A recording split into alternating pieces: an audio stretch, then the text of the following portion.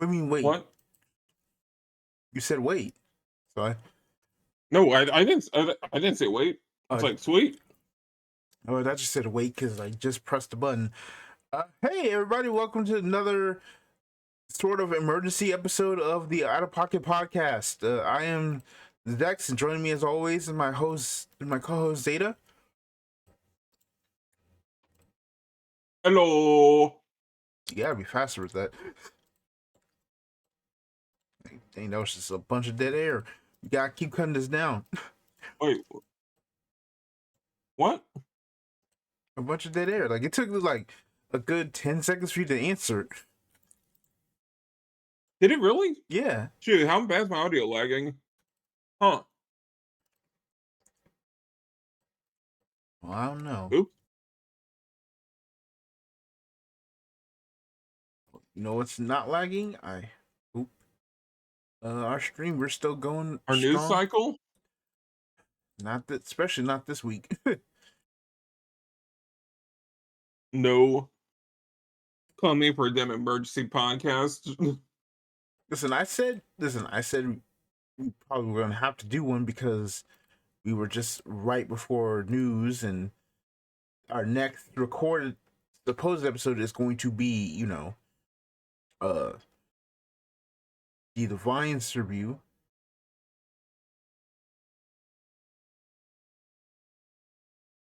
Oh, the Defiance review is going to be so interesting. Which, by the way, we might have a guest for that one. So keep your Yep. pulse on. I will say that review depends a lot on the news we get the week after it, after the episode. You say week, but really, I mean to say like 10 minutes after. If they don't announce another season immediately after the final episode of Defiance comes, I'm going to have some problems. I mean, they would, yeah, we'll talk about it when we get there.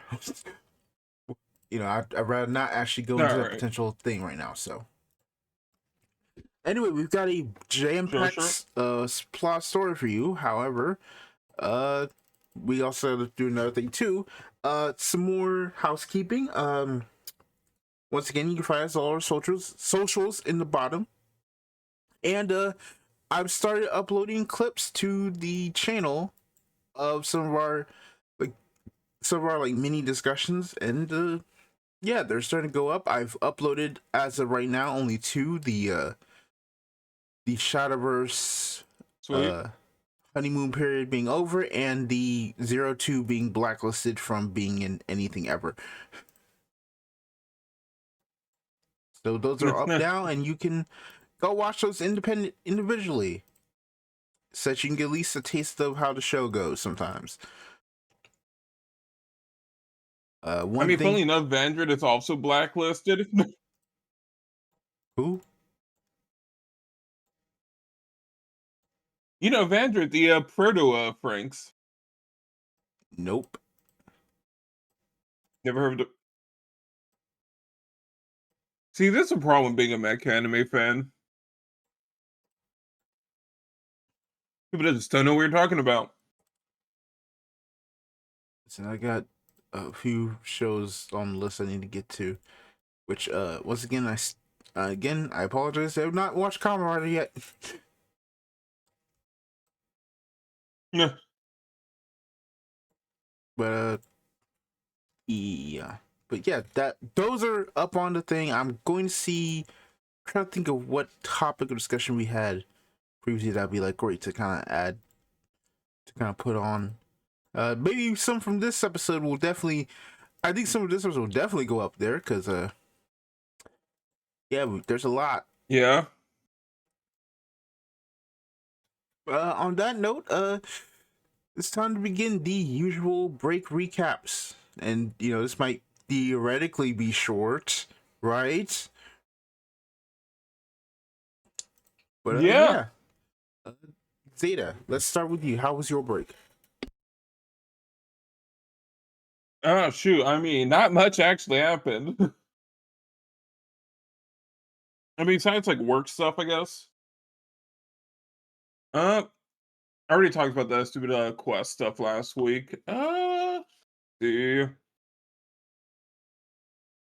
I've only confronted some dude about his constantly bringing in brand new video games, and he was like, "Yo, you a cop or something?" I was like, "Okay, let me just de-escalate this." Oh no. He's like, let me just ease him up a bit before I get jumped in the parking lot. Yeah. Because I'm like, buddy, you seem to only be bringing in 2 brand new PS5 games at a time. What the hell's going on here? He's like, oh, whoa, whoa, whoa. I'm sorry, we've been in the place a dozen times, and you only seem to be bringing in sealed PS5 games, including the newest releases. I gotta start asking some questions, right? Mm. All right. It's Mm-hmm. like, oh yeah, my brother just cuts me a deal. I'm like, okay, so these are stolen games. Cool, great, thank you for letting me know.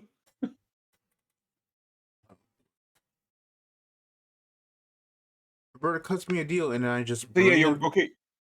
to a store to Right, sell your them. brother cuts you a deal. Uh-huh.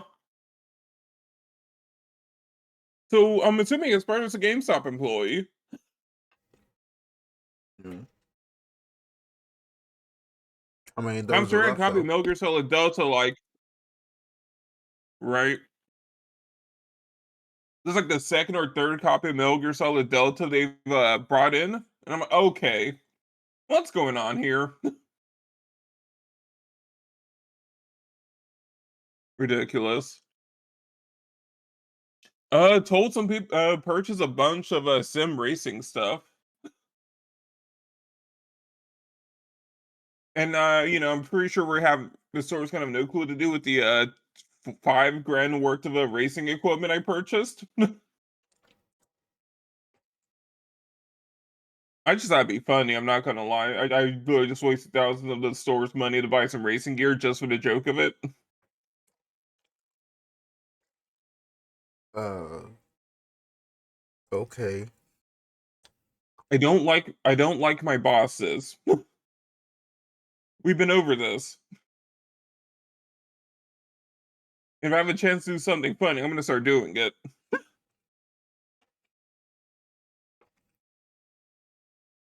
But if you're in the market for some professional grade steering wheel pedals and the wheelbase, I got you.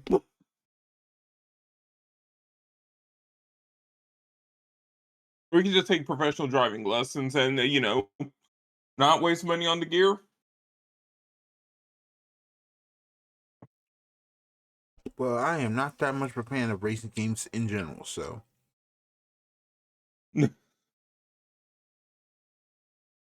Right. You got to top an Evo first. I get it.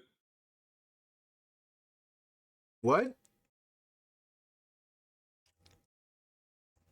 What do you mean by that? What? You heard me. Don't worry about it. Don't worry about it. Okay, well, continue.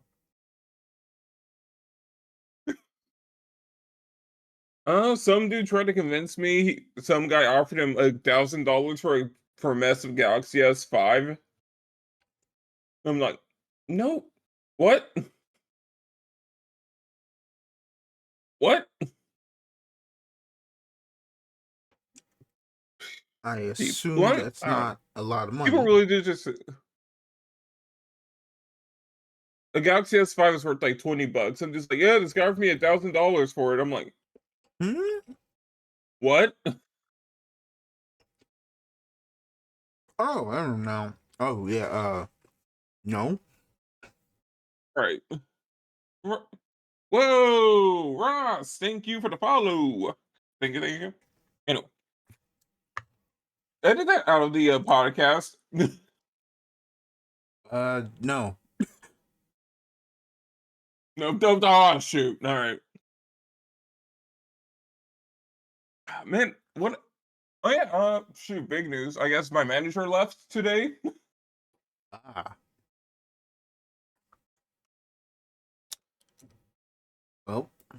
And he just left me with a free brand new magic bullet blender. I'm like, man, this sucks. I don't want the blender. I need the manager. Well, every time You're the only good manager I've had. Well, every time you make it smoothie, you'll think of him.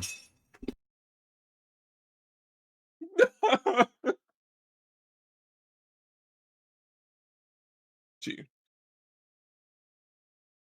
And I like how like the higher ups are, man, what did he do? Why is he leaving? That's so random. I'm like, what? They ran that guy into the ground, and they're just like, how could he have left? Oh my god! Why would shoots them? Why would they do such a thing? Like I was just like, let me just hold back a bit before I just like go off on my employers. Let me wait a little bit.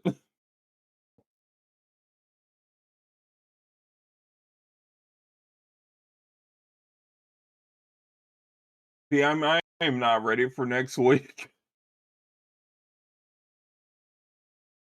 Yeah, there's just me, the Rage Tweedledee, Tweedledum, and the store owner. You have the Grand Archive cards with you? Yes. It's a bad joke. I'm sorry. I know. No, I got it. Also, they're bringing in someone new to train. I'm just gonna tell whoever's coming in, like, hi. They didn't tell you this, but I'm here to train my replacement, and I'm just gonna cause some chaos.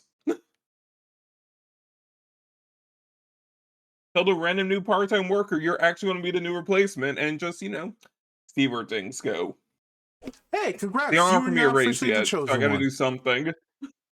Hey, congrats! You're now officially Yep. the chosen one. Like, sorry. Unfortunately, you're the chosen one. I must impart my knowledge to you, so you may be the one employee left here that can do stuff.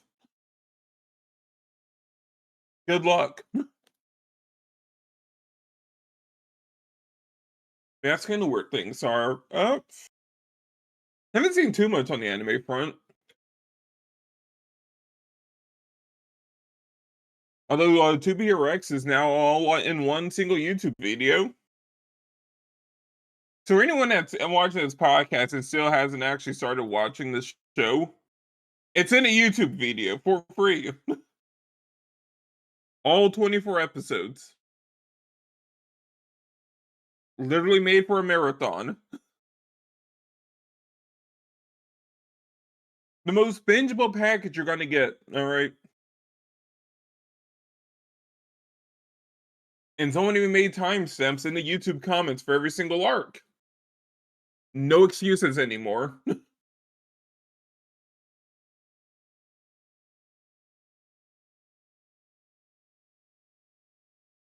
by people, I mean you, Zechs. What did I do? You're watching the show. You have a link to the episode, to the series now. I was always gonna watch it, just into my own pace. Alright. I still haven't caught up with Penny's Stocking.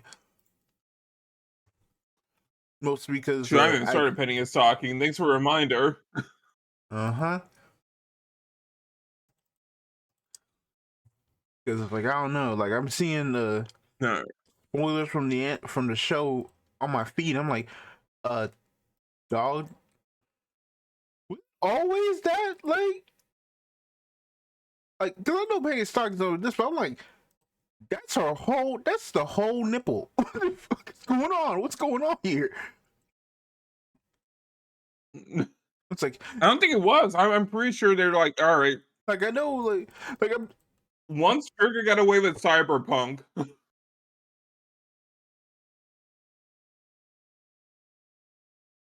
Yeah, They're like, Epic, we can put anything on air now. We're Studio Trigger. I mean, also probably helps is like on Amazon Prime too. So it's like, oh yeah, this is undocumented. Yep.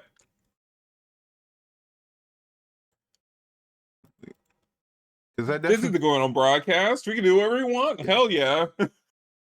Yeah, because I remember watching the episode, the Yu-Gi-Oh! Magic the Gathering, the card game episode they had. Spoilers, they had one. And there's literally just a man with his penis out on a card. I'm like, oh, why not? So I'm like, yeah, I probably can't watch that while people are inside the house normally. Like, I need to like set aside, find like a point where like, oh yeah, people are fine. Cause sorry, I gotta go take this to my proper anime watching chamber. This is a wholesome show for the living room TV. That's not what I meant. It sounds so nasty. I gotta take this to the proper chambers. No, but it's like I'm just like, ooh, I don't want to just like be perfectly fine, just be watching a show and then like just literally watching a normal show that I have watched years ago, but because it's on a different, because it's been unlocked, someone accidentally walks in and I'm just have to answer why the heck a cartoon that looks like a Vader Zim got more nudity than some of the shows my mama watching. Why don't those Powerpuff Girls got clothes on? Yeah,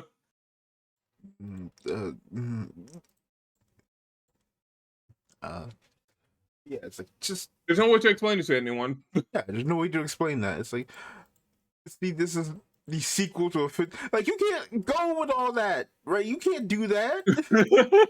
Like, what kind of mess is that? It's like, no. So yeah, I'm just kind of like. And now let me see you down for the lore to explain the scene. Yeah, so like I'm on a slight hiatus from painting and stocking till things are comfortable to just be like, oh, I can just blast through it and as soon as I can. Gotta wait 2 years for the Tanami edit. Oh, like yeah, no, I'm just like that's the only thing I'm there. I'm like, I'm also just like, so much other stuff. I'm just listening to a lot more podcasts. Okay. Yeah. Totally get it. Yeah. Sentai is still good. Of course, why does the Red Ranger gain the power of the debate discourse is coming up again. Like every goddamn year.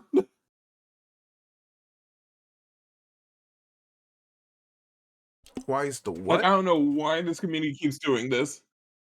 Why is the why is the Red Ranger the one getting all the power-ups? I don't know. Like, people think the game's full by team upgrades, I guess. Yeah, team upgrades are cool. To be fair, like the team upgrades that I remember from Power Rangers were, swap mode from SPD, Jungle Master mode. Jungle Master mode was so cool. Literally, probably the best suit designs in that era. Oh yeah. Also, I apologize if I'm silent smacking. I'm trying to like finish up like dinner real quick because it took me so long to make take me so long to make the document of news because of just so much stuff to kind of discuss that I just didn't have time to eat. So I'm just trying to speed this up. Right. Man, the funniest part, like, they were all just crashing out over this whole upgrade debacle, and then, like, 2 days later, guys, we got the rest of the magazine, it's a team upgrade, shut the hell up. Actually complaining for no reason.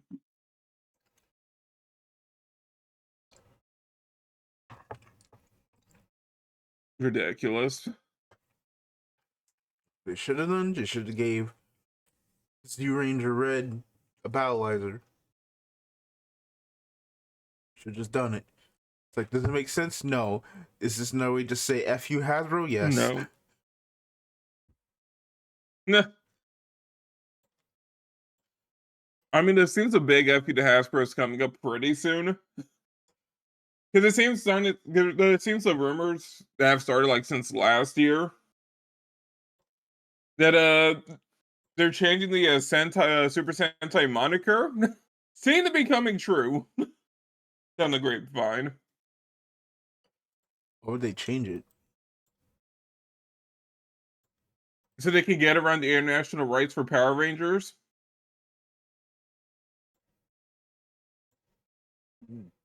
That's insanely funny. So if it's no longer Super Sentai, then it means Hasbro has to fuck right off. But it's like, what do we adapt? If we ever, Right. I say as if like we shouldn't be like. There's a whole other discussion about whether or not Power Rangers is even necessary in this day and age, but I don't want to get into that. I mean, it's not.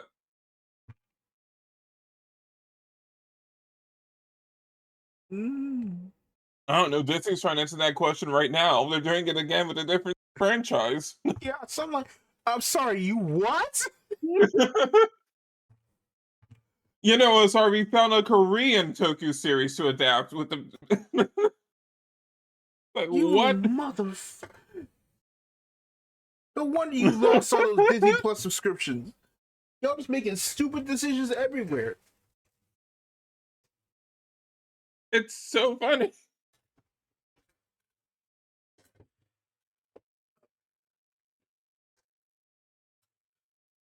Yeah, and I saw it. I'm like, this is no way. It's based on Dinosaurs. Man, do we need 2. Power Rangers? Is such a weird question, too. Yep. Like again, it's like another year. It's like so. Yeah, sorry, Hasbro, we got our own dudes. It is like so. You look at what Magic announced this year, and it's like so. I see no one thought maybe we should do a Power Rangers one. No. Well, there is that one unannounced set. I'll talk about it. Yeah. Look, it would be such a weird set. Construction wise. It's like, what do you mean there's like 26 different cycles in a single Magic the Gathering set? What?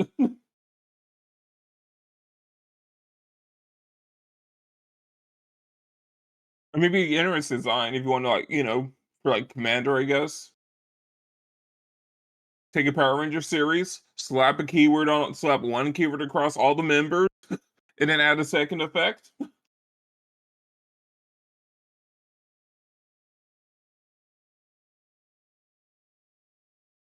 course, they wouldn't do that because that'd be, you know, interesting. And only the right gets second effect. Collabs being interesting, that's a new thing.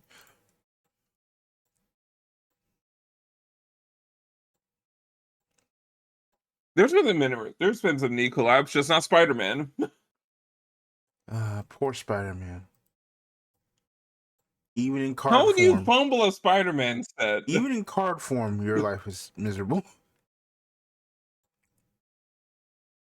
Look, I'm so pro Paul. No one's gonna shake me off of being pro Paul. Still. You never said it to me. Even with Paul gone, I am pro Paul. Oh shoot, yeah. Dang, how do I hold back my like hottest take in history. I am pro Paul agenda.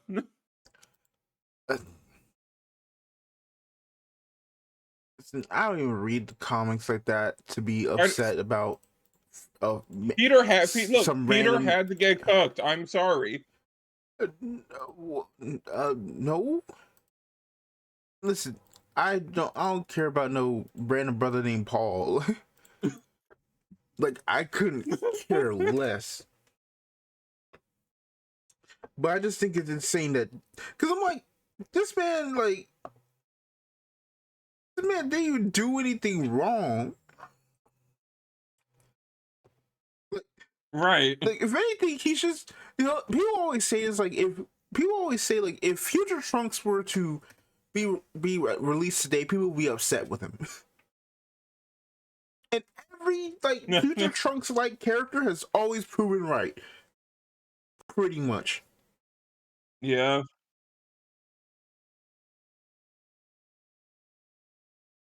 Look, all right. I'm sure there's some people in the 80s when Future Trunks got revealed, they were just kind of started burning some ancient old school fan fiction. Let's be real.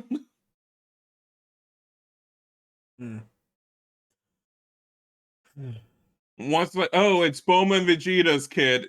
Everyone's like, all right, burn it all down. We just never heard about it because it was pre-internet. Yeah, probably, but it's even then it's just oh, just the style pretty much it's only really worked a few times and no one else has really made it work. Yeah. Or hitting. To me, Paul is just the Future Trunks.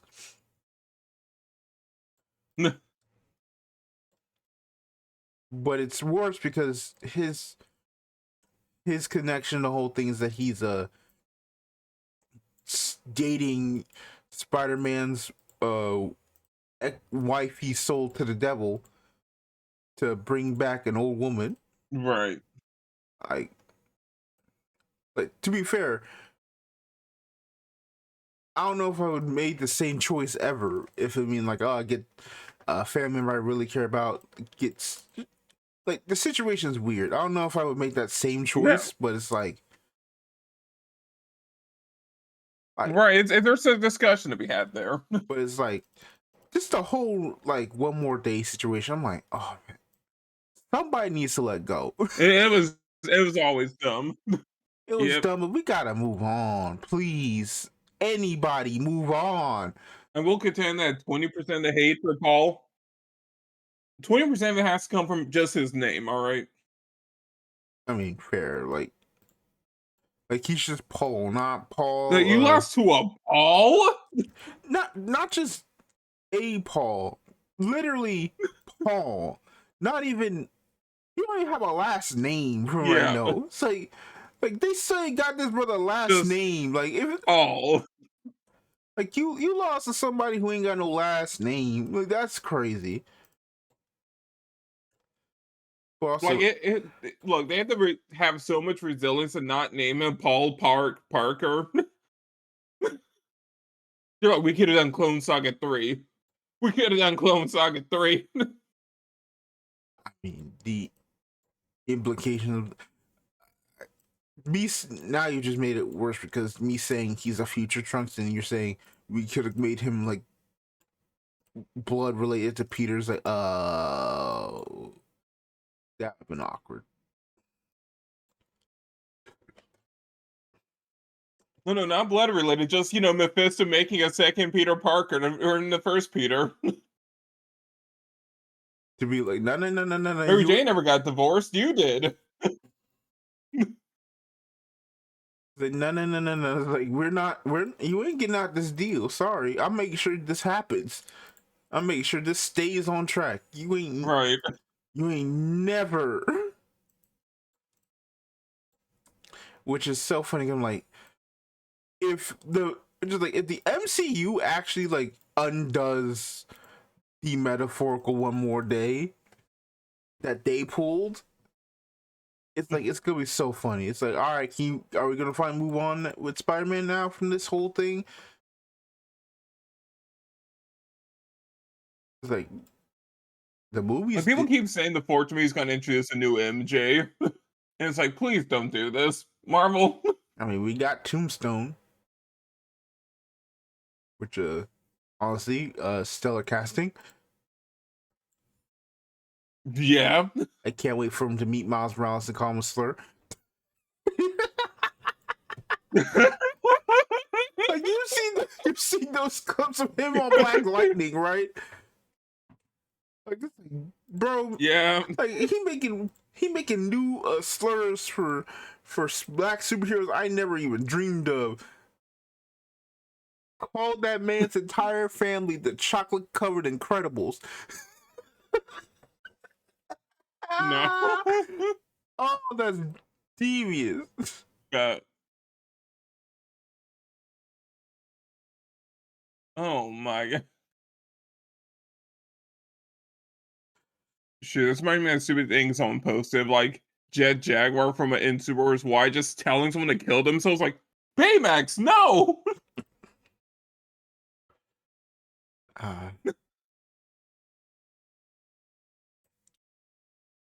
So, yeah, anyway, back to your. Let's get back on track because we lost the plot. Yeah, oh, true, yeah, right. Oh. I mean, shoot, outside of that, not much. Ultraman still in that chill period. I might not even keep talking about Ultraman. It's like such a weird season. Hmm. It's too relaxing.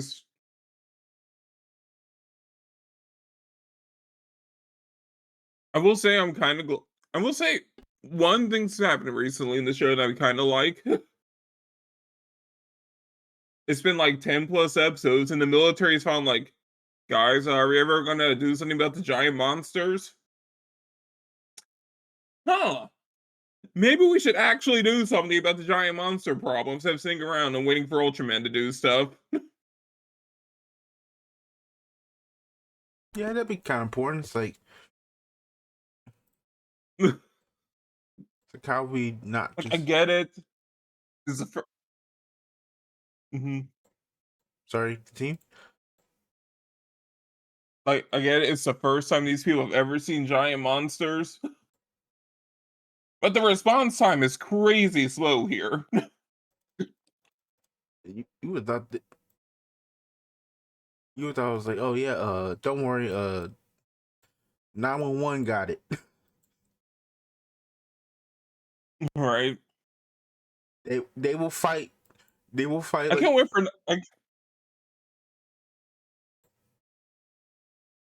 go on. I can't wait for 911 to stop the colony drop. Like they will find the Zeo crystal.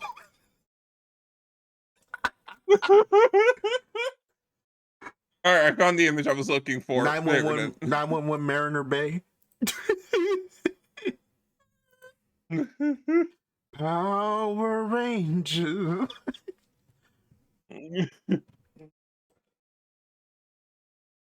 Oh, I am just so like I saw that show. I'm like, there's no way. What are we doing here? Like, what are we even doing anymore? How are they supposed to stop? How are they supposed to stop Armageddon? This is crazy. Like they like, Look, it's the average power creep of any long running serial. not to that like mother.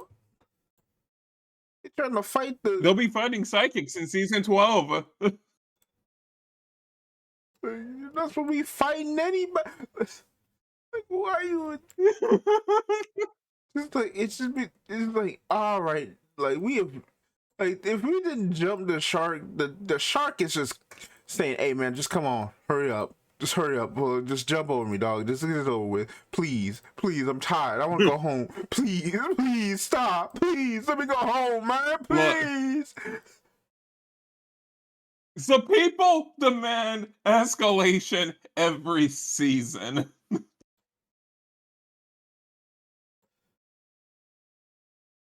You cannot lower the stakes with the season finale. Listen. Don't ask me what they're going to do after they stop the space incident. Listen, if I hear Peter Cullen at any point talk, I'm going to lose it. I'm going to, nah, we all right, we're done here. Just get this off my cable subscription. Keep the cable subscription. Just get this show off it. I'm canceling this show off. In a very special episode, our first responders meet Optimus Prime.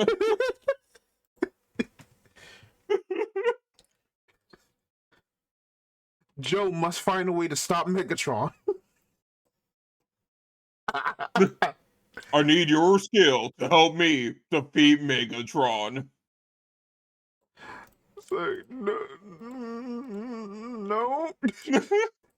I'm good. Welcome in, Jinx.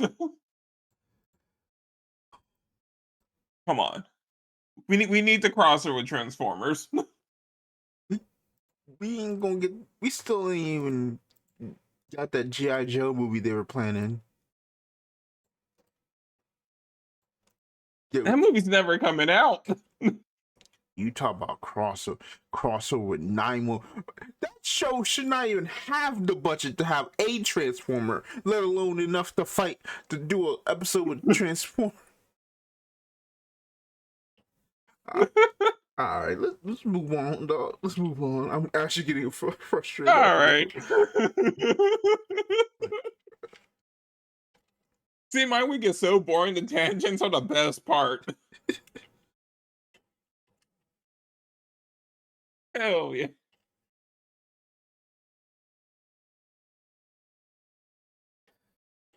I mean, shoot, that's kind of it, though.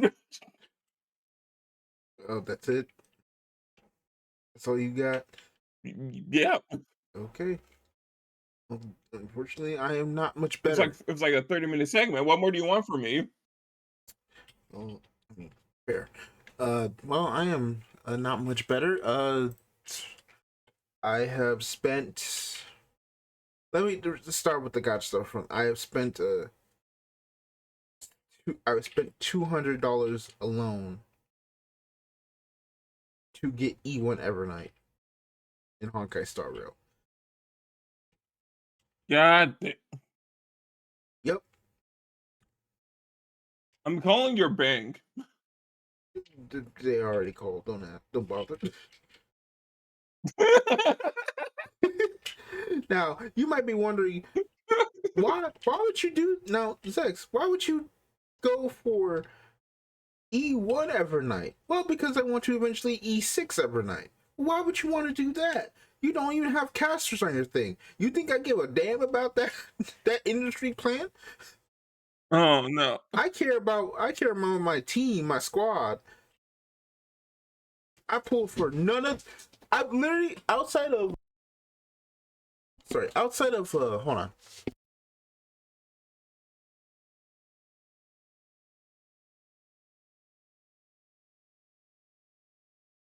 Hold. Everyone, hold. Okay, I'm good. Sorry. Outside of what was her name? Aglaya. I have not pulled for Aglaya and Phanon. I have not pulled for any. Actually, no, wait. I pulled for 3 entire characters. 4. Excuse me. I pulled for 4 entire characters this entire 3.0, which is Phanon, Aglaya, Jocelyn's, and now Evernight. Oh, and Herta. The Herta. Those are the only 5 characters I pulled, and I only got the Herta on one of her multiple reruns because they won't stop rerunning her.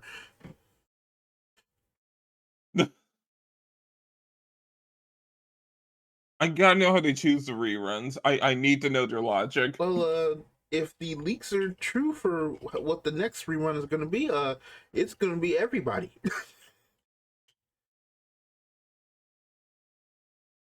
I mean, anniversary, right?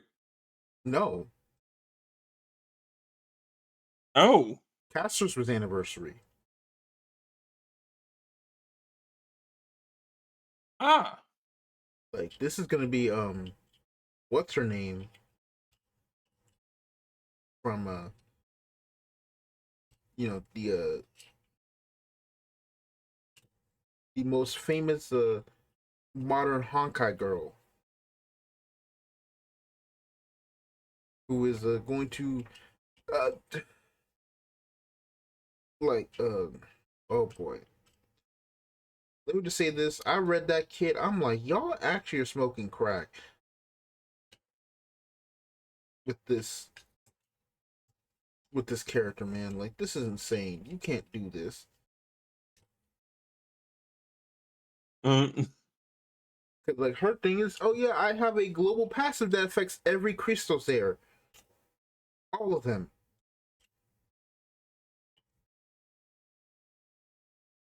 Oh no, not another global passive. As global as you can kind of get. Right? So it's like, oh yeah, if you just quite literally, it's like if you literally saw her, it was like I only save for her, no one else. You are basically all alone. Which you better just get her. You better just get just her and then pull for everyone else on that respective patch, because pretty much everyone exception of Don Hung and Evernight are basically gonna be on that patch for you to pull. So Oh wow. yeah, it's like it's everybody and then for some reason aventuring. Like, what are you doing here? Sure, why not? Yeah, make sure. I hope y'all saved. But yeah, I'm just like, well, I want to do this for Forever Night because I'm like, you know what? March is one of my favorite characters in that game. I want to at least like do that. I have money to do it. Let me at least start the process.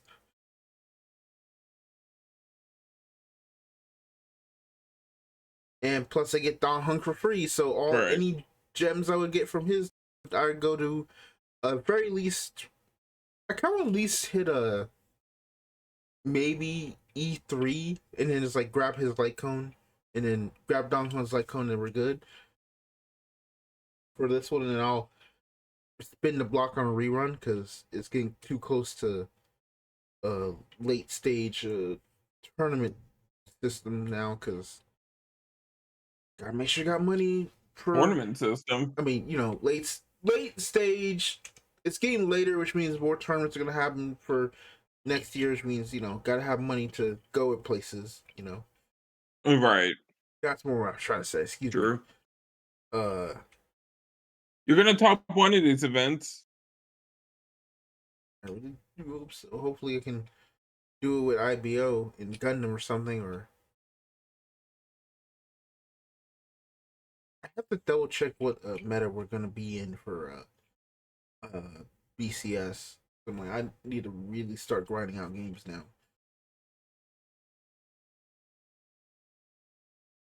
But outside of that, uh, the Resident Evil collab Nikke started. I have not spent a single dollar. Good job.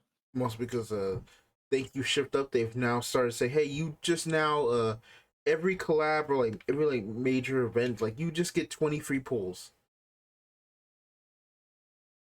Cool. If it's like, so I pulled Ada on the first 10 pulls, so now I have 10 for Jill. No reason to spend. For Jill, and you get Claire for free. So the only thing that's like I would potentially spend money on is they did another gotcha skin. It's for one of the most popular Oh units in the no. game. I don't know if I'm gonna do it. Oh no.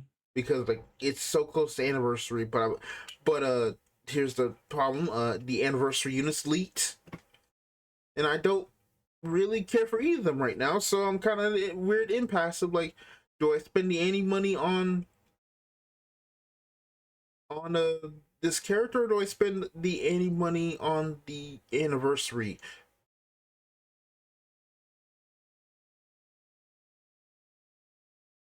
You know, See, as your financial advisor, neither. You would say. I you don't feel it. need the gotcha skin. Oh, I don't. Especially since I already bought the Law on the Bunny one, but I'm still waiting for them to rerun Yeah, yeah. the one skin. I'm like, I wish I had this. So you never know.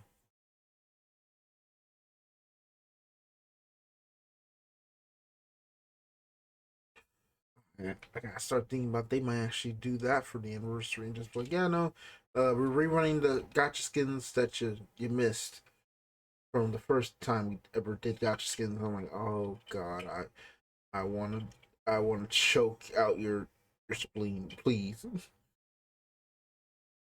Okay, Gotcha scans were a mistake. Oh my. they work. Like, who started this mess?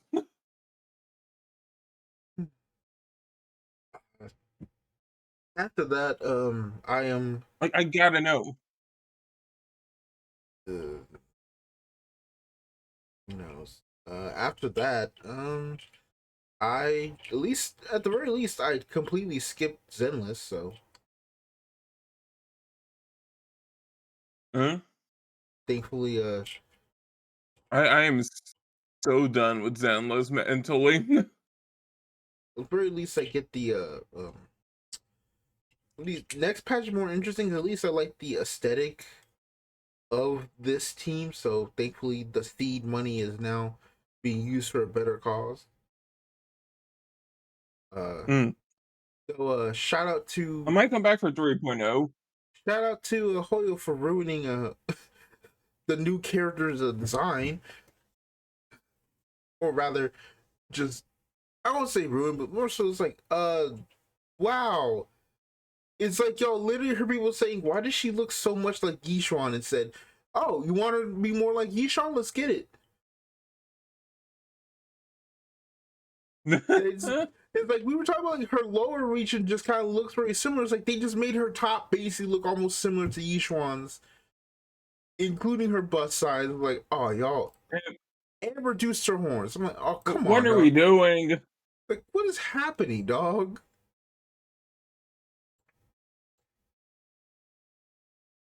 I swear they fired the first character designer. It is starting to feel that way with with the 2.0 updates. Like, I'm gonna be like, oh, they're bad designs. Like, I think, what's their names? I'm not saying they're bad. They've just kind of, I'm not saying they're bad. they've just lost kind of sauce. I think it's just more like the They're aesthetic of the boring. region. It's like the aesthetic of the region is just like this is Right. basically. I want to be like, oh man, this is basically the same issue that every like Genshin and Star Wars had, where it's like, oh, we got to a specific certain region, and yes, the aesthetics should look the way they are for reasons. Holy cow, dude, they just share too many like connective tissues. It's like y'all could have done a little more with this. And it's always the second region where this happens.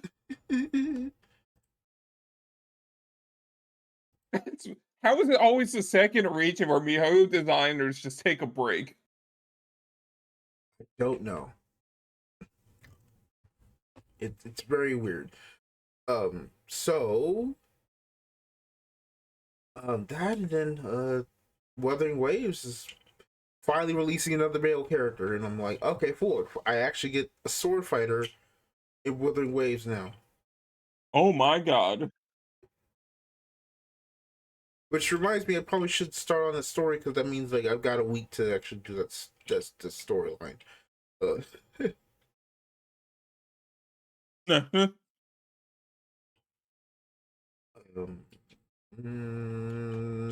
all the gacha stuff. Card game news. Just went to locals like usual. I did try to play Sybilt at locals. I say try because How'd it go? I went 0-4. Oh. So the first game, I should have known something was gonna be wrong because I accidentally cheated because I forgot that Sybil's draw skill is a once per turn. Like you only get one draw, even if it's like multiple effects. So I drew 2 cards instead of like one, and I messed up a attack rotation, so I got only 4 attacks instead of 5. But even with that, I I lost to prisons, man. Come on, you're Sybil's strongest soldier. I lost to prisms, and then proceeded to lose to every other. I lost to prisms. I lost to prison. I lost to Regilla. I lost to what else? Last I think I lost to. I don't remember, but it's like I lost all my matches that time. I'm like, damn, this is insane. It really was feeling good just a week ago. What happened? Dude, they made these cards only for you.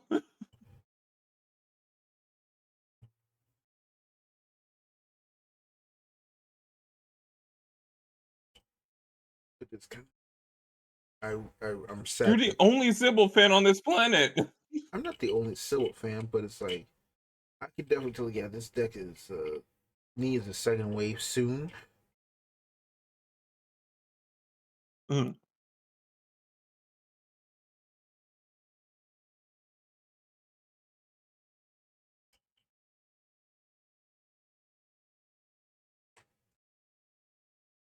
Because like it's got 5 attacks, it's including a Restain Vanguard and everything. It's like, man, I feel like I don't do anything. Because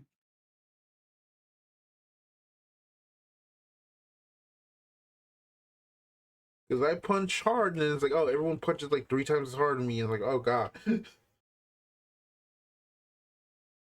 like Prism have not gotten support since uh the end of the Biden administration. Why the hell am I losing to this deck?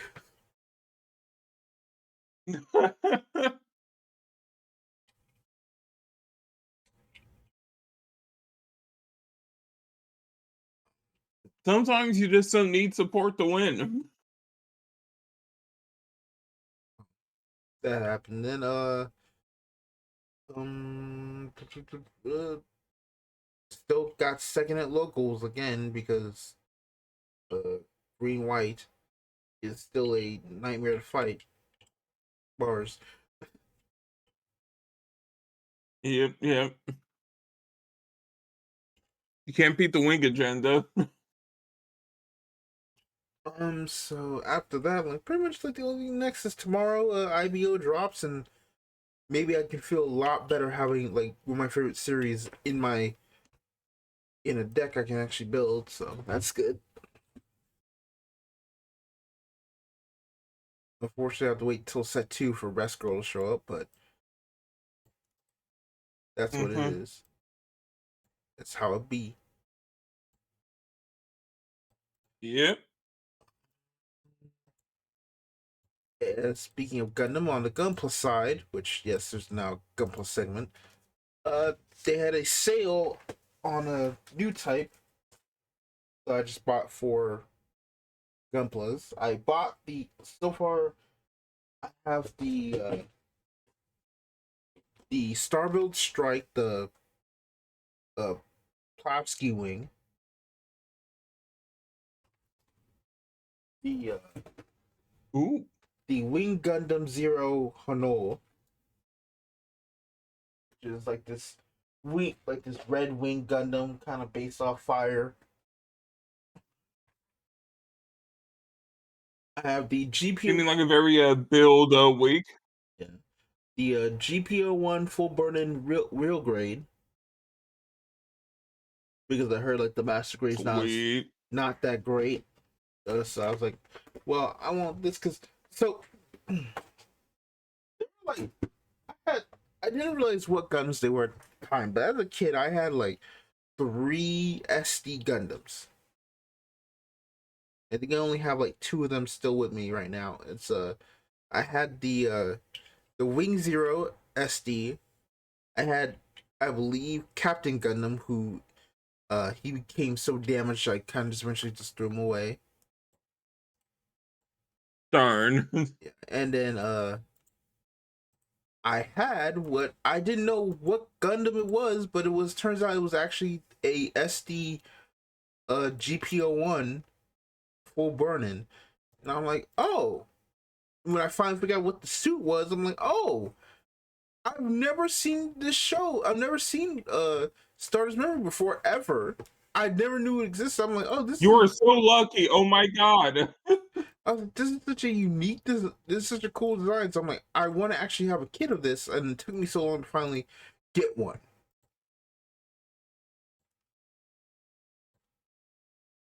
I was just kind of questioning which is so cool too, because like, I remember like the SD Gundam actually like would detach and like the bird, the flyer would actually like detach. I'm like, oh, that's so sick. Why is this Gundam so cool? Those are like the 2 Gundam. I'm like, these are so cool. I want more. So finally, Oh, you reminded me of something. What? It's also like, for some odd reason, I was in the HEB by my job, and I just noticed they also had some Gundam Universe figures for sale. I'm like, what the hell is going on in this toy section? Yeah, they sell them.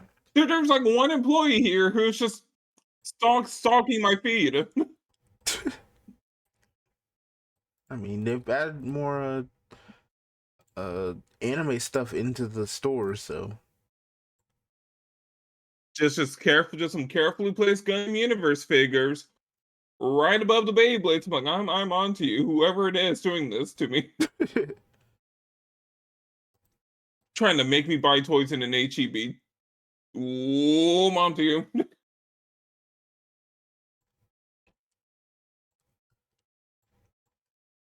Go to the so. Only reason I didn't buy something was because I had to carry a blender home.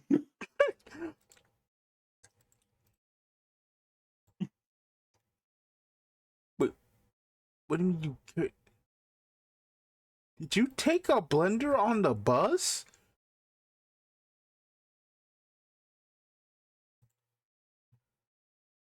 Yes.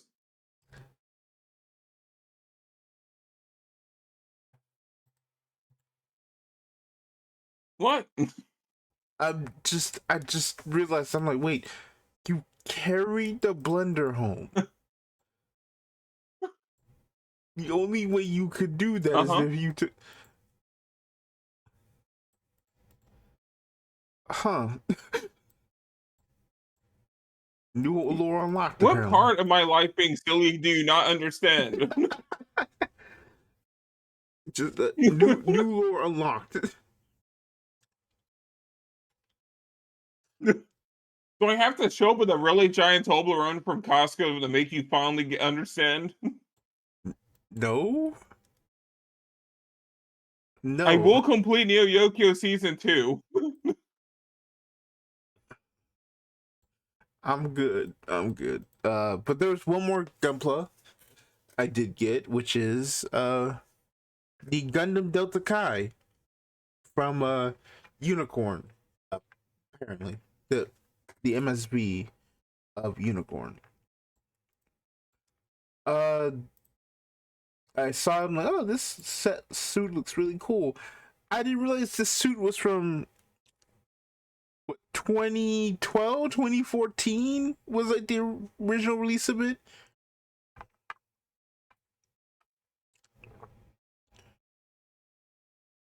That sounds about right.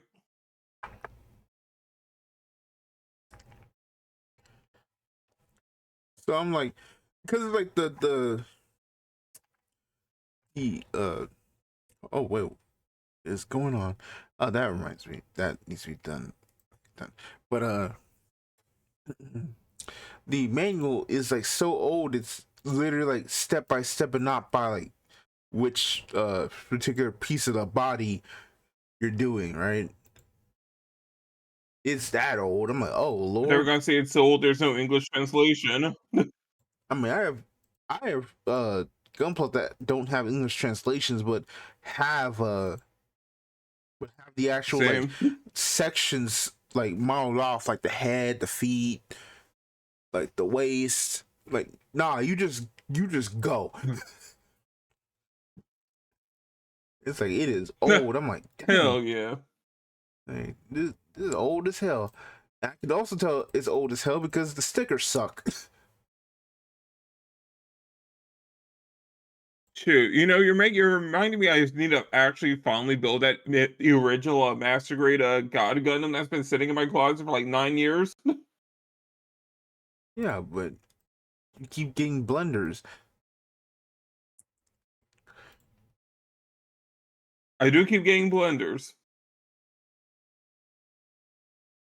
In earbuds.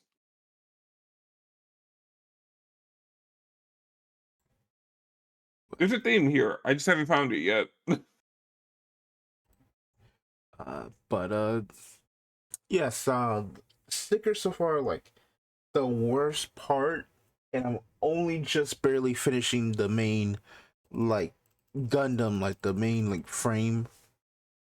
Like I was like, as I was like about to like finish up the whole thing, I was like, oh yeah, I'm almost done with the skirt wings, and it's like, oh, they got like these weird ass stickers. They're like, they're not even like designed to stick on the thing. They're like kind of like cut off at points, like slightly. I'm like, the heck is this? Uh, It's not like, oh, like the like, oh, there's like a little like tick, so like, oh, they fold. It's like, no, they literally just like don't even fill the whole like part.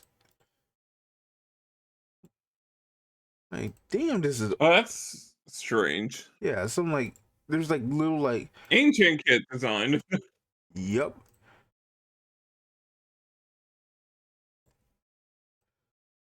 But it's like so cool. I'm like, out, like that's like the one worst part of the build, but outside of that, like it's still fun. I like it.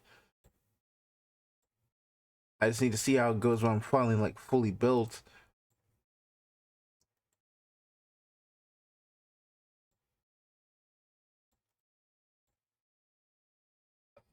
Hmm. Right.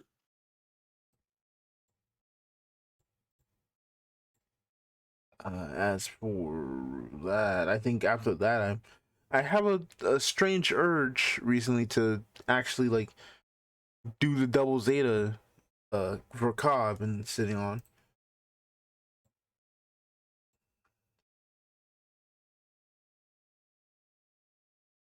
So that is probably like Well, the probably next one. should. Okay, I'll say this right now. I freaking love that suit. Who doesn't love the double Zeta? You mean the Thunderbolt? Yeah. Like the fact that I didn't realize. Oh, it's called the Thunderbolt because it's the double Zeta looks like two Thunderbolts. The double Z's look like two Thunderbolts. Yeah. It's like, And there's another reason it's called the Thunderbolt in the actual chapter. yeah, the Thunderbolt team It fired out returns the to, railgun. and the finale is in the Thunderbolt sector. Like, did you realize that? Yeah. Like, oh, they're fighting in the It's actual. so funny. Like, there's something funny about Thunderbolts ending, and like as a series in general. I mean, I don't really want any spoilers. I have to actually go and read it. But I was like, when I saw it, I Yeah. only read the final chapter.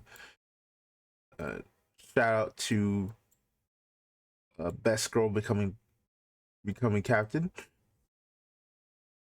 All right. Again's where it begins, right back in the Thunderbolt sector.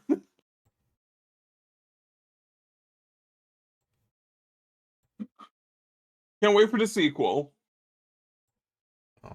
Now the question is, are we ever gonna get it animated?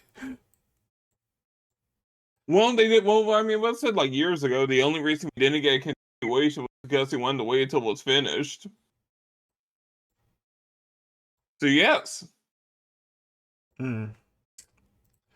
Well, I guess it... Sorry, Double Season 3 delayed to 2035. Just like, we don't need a Double O season 3. Double O ended fine. We can let that go. But they already announced it for 2030. No. I'd say no. A reason do I have? No. Just no. We're done. We can leave that world behind. But Graham gets in the Gundam. I don't care. Like,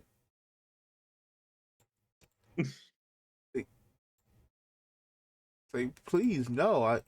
I got a good ending with Double O. I'm good. I don't need you to go Yeah, in but the and... people demand more. What people? I don't know. Like, I will just take the mobile suit Someone variations. somewhere. I will just take the mobile suit variations and be cool. We don't need to make extra seasons. We already had a movie, 2 seasons in a movie.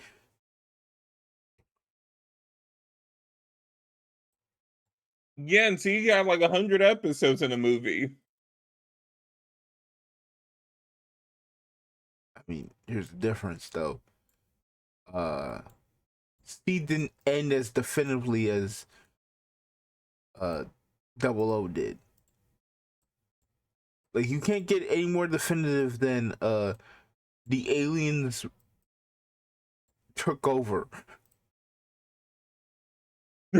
and peace was obtained. What else you got? Peace being unattained.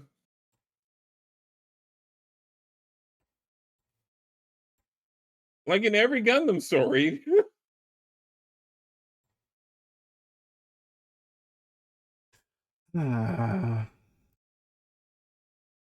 Let's just, let's just kind of get through Hathaway now, Flo. Can we at least get through Hathaway? Yeah.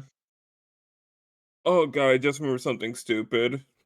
Like, people are asking for more. Like, hold on, let me tell you this. People ask for Double O, but we can't get Witch from Mercury more than 25 episodes.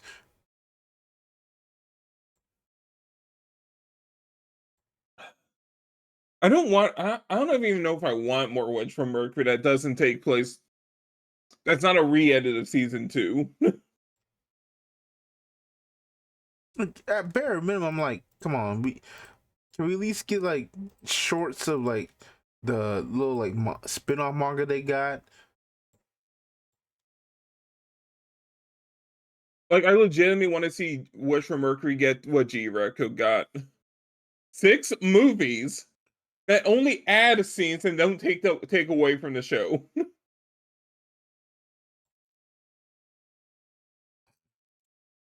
Well, I don't know, Just give me man. 6 compilation movies designed to fix the series.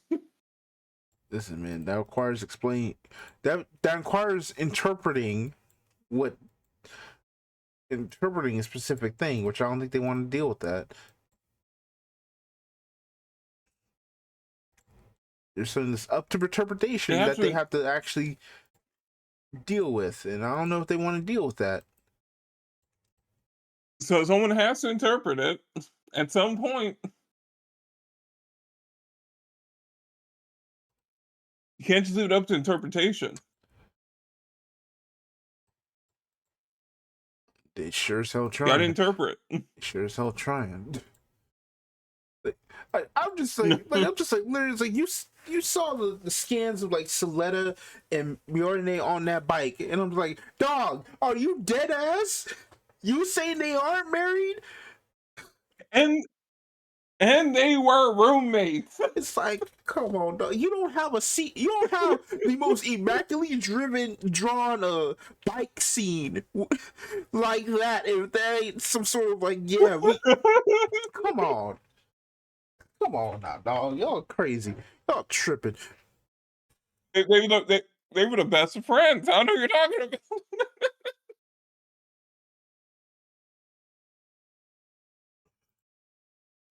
It's insane. God. If you want more dumb Gundam stuff, Like Super Wars Y.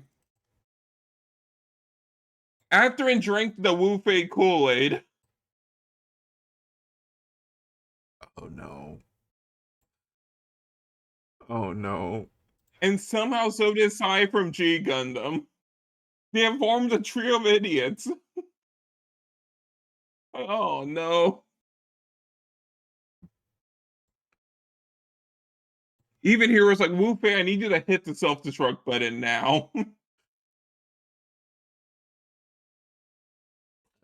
Actual line in the game.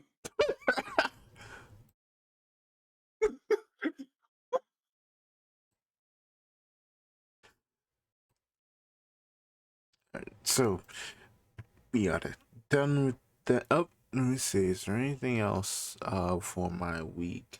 I still didn't get to do the Trails in the Sky. I still haven't done the 3.0 playthrough. I still need to get through with that. But I'm still debating on whether I want to do that or just straight up get more plays to do. Just probably just catch up on Trails because I'm still behind. We're gonna play a new Danganronpa game?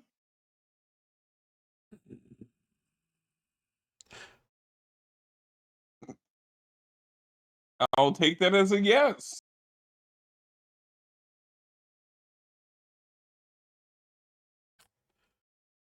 I was about to hit you with the.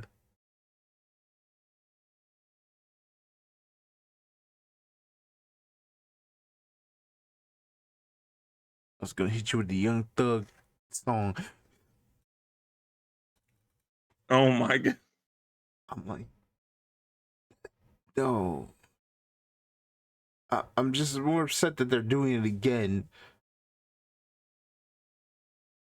You know, to say, You know why they're doing it again. I know, but as someone who is a fan of Danganronpa V3, and if you know, you know, I'm concerned of how. I don't think V3 is the game in danger. I think the 3 anime is the one in danger. Oh yeah, no, that one's. Yeah, that one's probably getting cooked. Like, there's no other way to say it. I still contend that was probably the best watching experience I've had with of any series week to week online. Even without playing any of the previous games.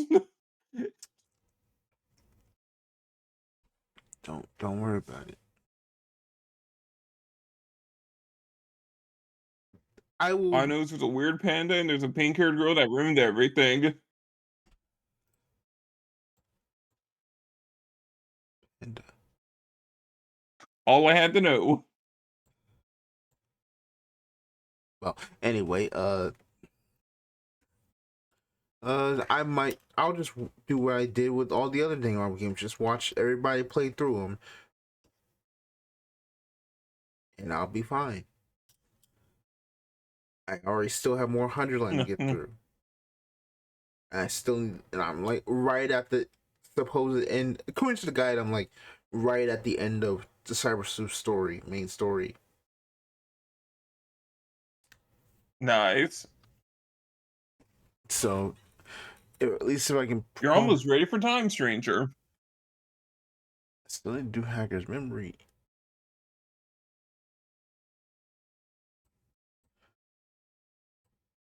Sure. Kidding. Again, so much.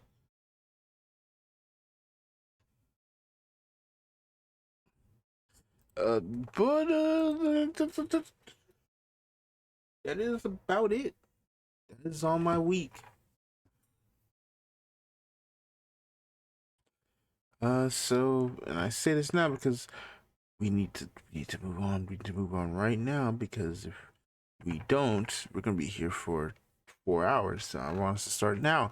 Anyway, it is time to get into the main topic of this podcast, which is the news.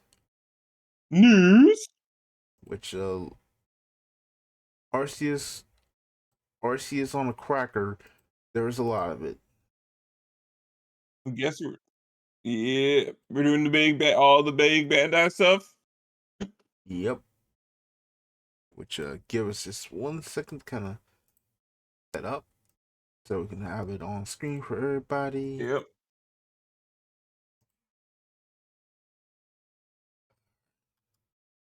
Should have used the.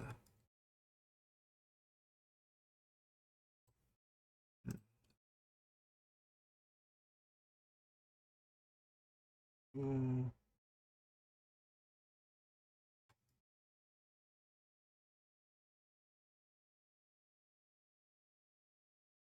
right. And yeah. See, the best part about this news segment is forcing people to look at Twitter light mode. You monster. Yeah, I'm the worst, huh?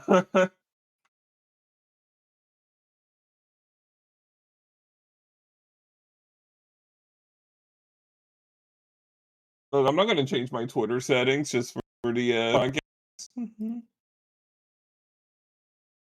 I mean, in a different web browser, I mean.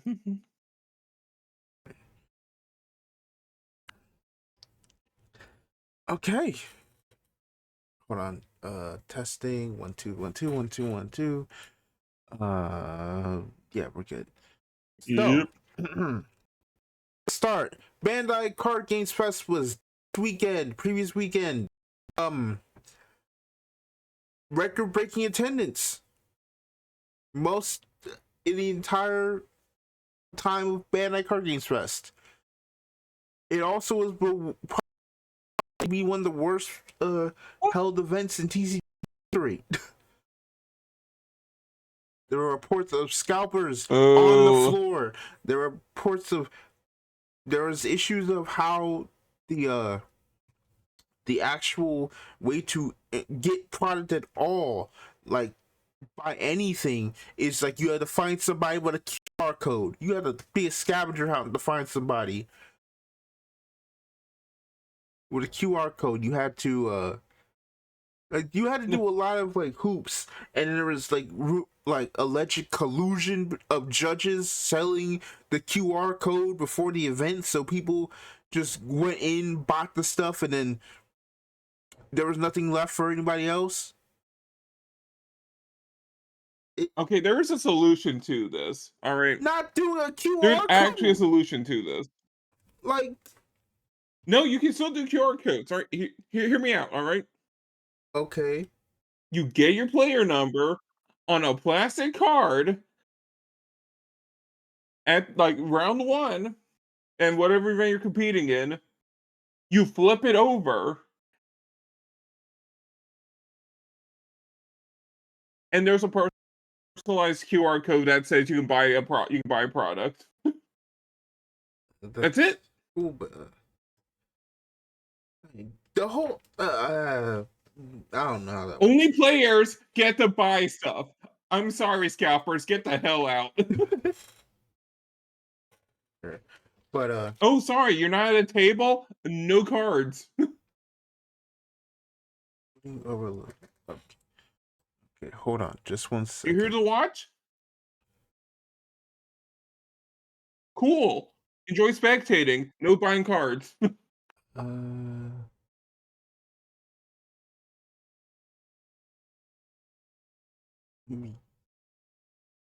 think I know it's probably something there. Got to close this real quick. I think the solution's foolproof.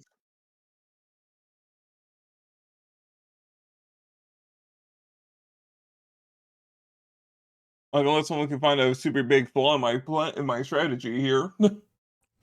Well, while they find it, so this is their public statement on the event because a lot of people are not happy.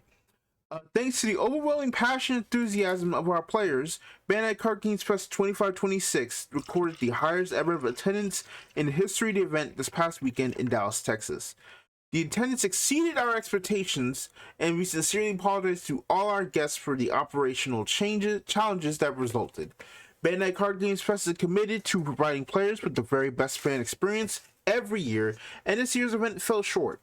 We are already working together, both Bandai Card Games Fest and organizer Play TCG, on solutions to prevent future issues and enable us to deliver the premier card game event that fans have come to expect.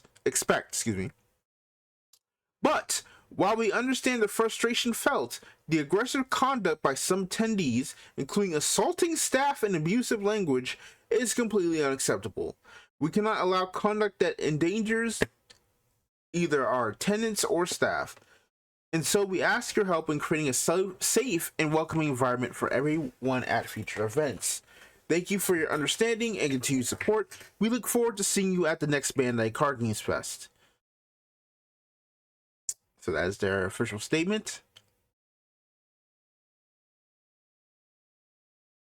What do you think?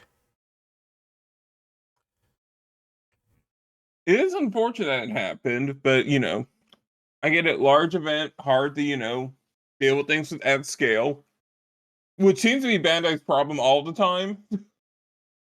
Yeah, that's kind of the problem Like here. They need a professional scaler at Bandai. But I think that's kind of the big problem. Is like you're saying the attendance exceeded our expectations, but you could sign up on the app. Like everyone had to sign up before they even got there. I know there's gonna be obviously a bunch of people who probably like go their day of, sign in the app, and like just go and go. Right? It's kind of free unless you're a competitor. Right. Which that might have to kind of like you might have to change something about that if you're having this many issues this multiple times, especially if it's specifically an issue that happens most of the time in Texas. Why is Bungie trending? I don't want to know. Oh wait, Bungie is trending? Oh no. I don't want to know why Bungie's trending right now. They're on their own. We got stuff to continue. I'm just gonna save this for later. Oh no, not Destiny 2 wait, Destiny 2 is shutting down? Huh? Wait, huh? What? Excuse me? I'm sorry, what now? Wait, whoa, time out. I got ya.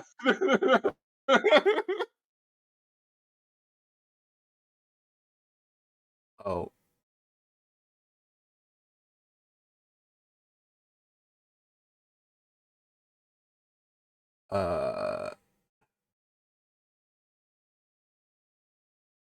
Wait, what is actually happening with Bungie right now? Seems to be two's the giant crap show. Well then. No. I think we're going to see better ways to run these events in the future. We should. Well, it happens. Just make them like pre-signups only. And then what I said about the QR codes for the for purchasing, come on the player cards.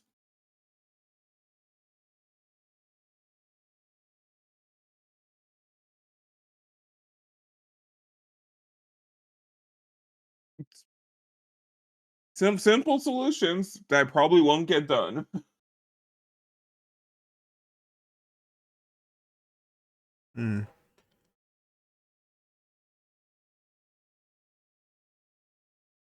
like the game has changed, I want to say, in terms of like card games and conventions and everything. There's too many finance bros around. So you have to design everything in a way that metaphorically kicks their teeth in. Metaphorically. Mm. Just gotta invent new ways, more clever ways to stop them and reduce the amount of havoc. Yep. Uh, I mean, also what like other like small stores have been doing, and it's just if you're buying sealed product, you gotta answer a pop quiz on what you're buying. mm-hmm. And have at least Oh, a you're trying to buy some Gundam sets. like at very least be like, yeah, if you got a period of time, you're going to be like at very least it should be like, hey, if you're signing up on the app and you guys there, if you signed up early, you get a code that says, hey, you're in this block, you can go buy your stuff. If you're a competitor, you get at least like maybe like first dibs on this day, right? It's like you get first dibs on day 1 or day 2 when we Right. restock everything, right? Like something like that.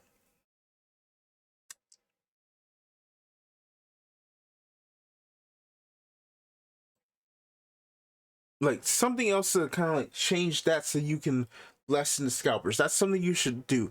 Which, by the way, holy cow, I can't believe I'm saying this. Somehow the Bandai app is slightly just worse than Bushy Nappy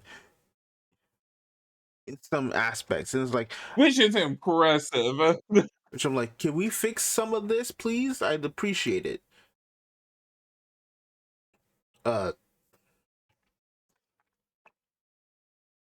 You know, I would kind of love for the Bandai app to not like immediately like sort for like card shops at 2,000 miles away. That'd be great. Mm-hmm. But Like, why? Yes, I will fly like 8 hours for my One Piece locals. Yep, totally. They're very useful app.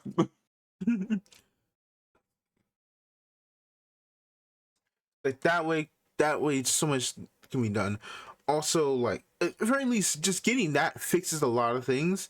Also, like people are apparently just standing outside. I'm like, why are y'all standing outside in the this is a hot mess. No pun intended. It's like y'all should be inside. Like the venue is big enough. Why the heck y'all still out here?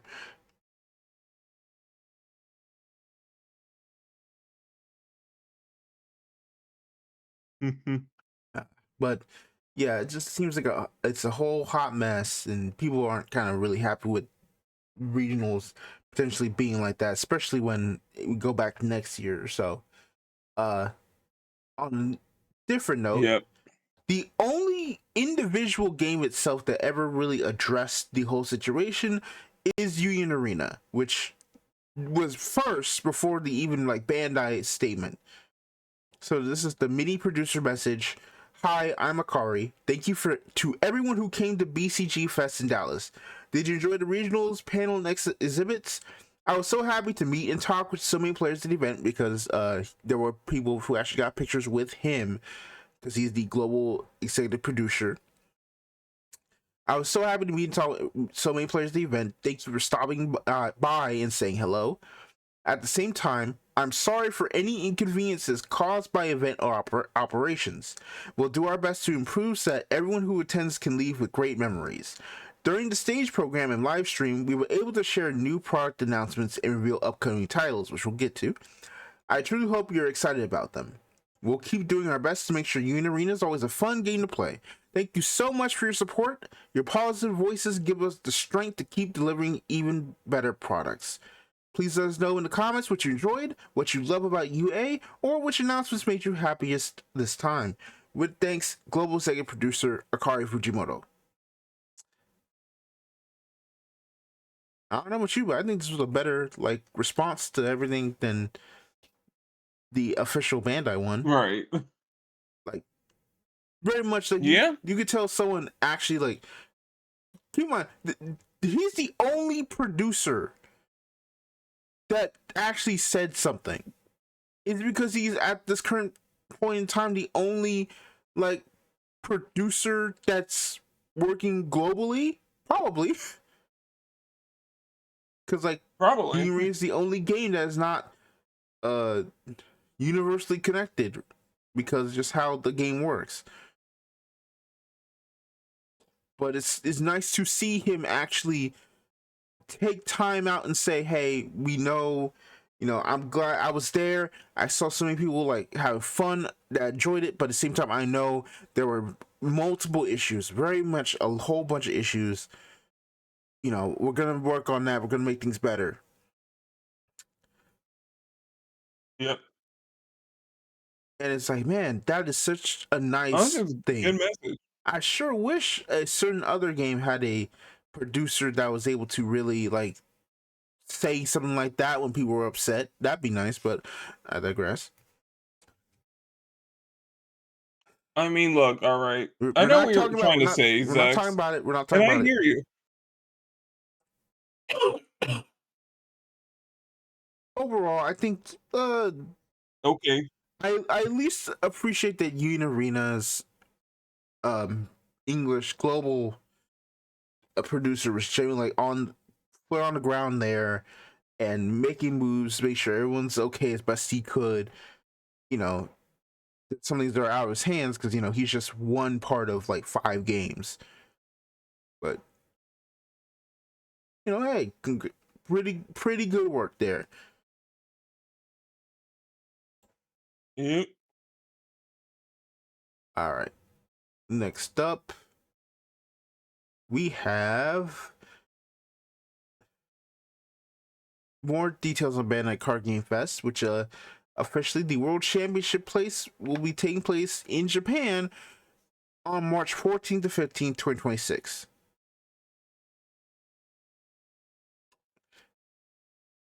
Woo! Yeah, that's the announcement. Hey, win, go Japan. That's really it. Next. All people want. Next, Union Arena news, which every game had kind of like their own individual news. So we'll start with Union Arena English, Sakamoto Days, Chainsaw Man, and Chainsaw Man the movie Reze arc, and Inuyasha are in Union Arena.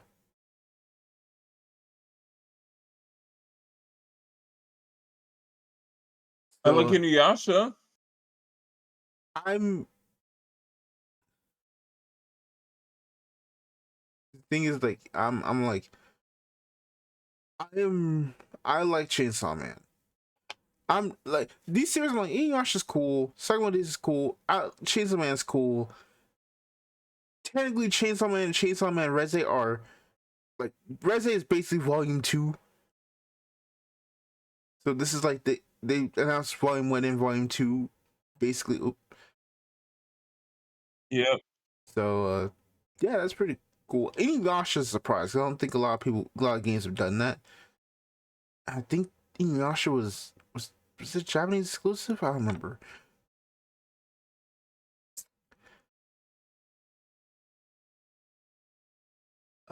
So yeah, Inuyasha's like a pretty good pick. Like you don't see it often. But it is also popular. And plus you now have access to not just Inuyasha, but what was it, the sequel series? I forget. Like you have access to that too now. It's like, yeah, cool. I mean, most people that prefer not to talk about the sequel series, so I think we will do the same. Next up, update. I think this is the last piece of Union Arena specific news. Union Arena English new info. Soul Leveling will get brand new illustrations, create exclusive for Union Arena, and special autograph cards are coming to Soul Leveling, featuring the North American voice cast, with UA's English version first ever hand-signed cards from Alex Lee and Michelle Rojas, along with foil stamp signed cards from the VAs. Now, why does this matter? Well, first off, we're talking about a Japanese card game that has been known. You know, Japanese card games are notorious for literally having, like, if you're doing sign, you're usually getting the Japanese voice actor. It doesn't matter if they've got an English dub or not, or have, like, popular, English voice actors too. You usually get the Japanese voice cast. Like, you're not, even if it's, especially if it's like even if it's like a Korean thing, like the Japanese like voice cast is prioritized over everyone else. Like, Nikkei is Korean. We're not getting Nikkei is Korean. We're not getting the Korean voice actor. We're not getting Kaylee Mills. We're getting Yui Ishikawa to sign the Rappy. That's just how it always usually has been. The one time it has probably been that way is White Schwartz and it's Ruby, but that doesn't really count. So this, and so far as I know, it's the first time the English voice cast is taking priority over the Japanese voice cast in any piece of merch or collectible content. I mean, I wouldn't be surprised if like solo leveling's much larger stateside than it is in Japan. Let's be real. Probably, but it's still like, solo leveling. Everybody talked about this series, but it's still crazy. I'm like, damn, Alex Lee really just became a superstar in 2 years. Superstar might be a little bit of a stretch here, but you know what I mean. Like, he is popular enough that he's taking a higher billing than like the Japanese voice cast for the main character. That's pretty cool. I gotta respect it.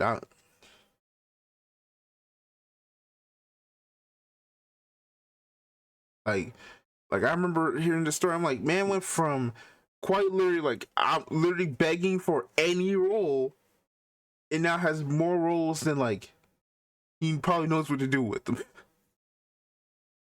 That's just a W. That's just a W, like, story in my book. A new Johnny Young Bosch has touched the beacon. All right. I was gonna say, speaking of Johnny Young Bosch, but I don't think he was in Digimon. Digimon BCG Fest. These were the winners. I think these are the only ones I really saw. I completely forgot everyone else is the winner, so I apologize. But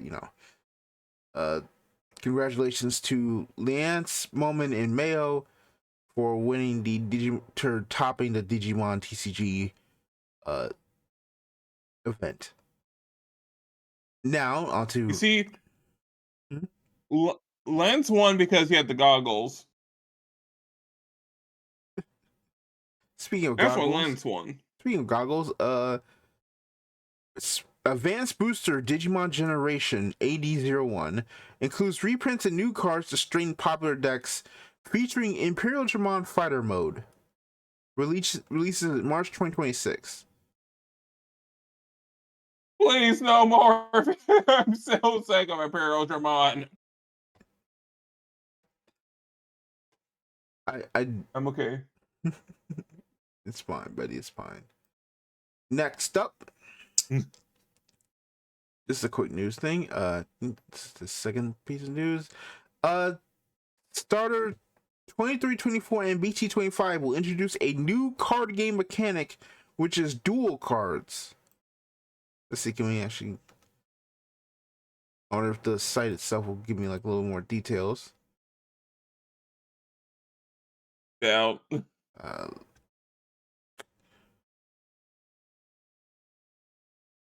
This is,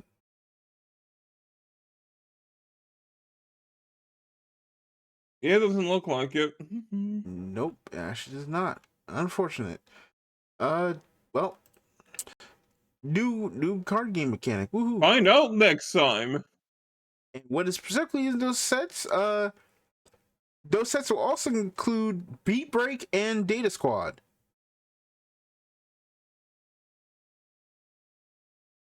as like the main Well, it's a lead. pretty good hint towards what they do.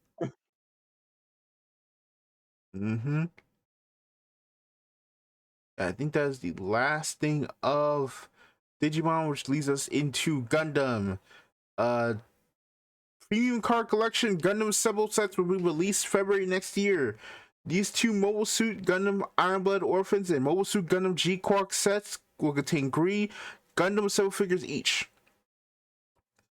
And they will come with an additional thing of 14 cards, 2 times 7 types.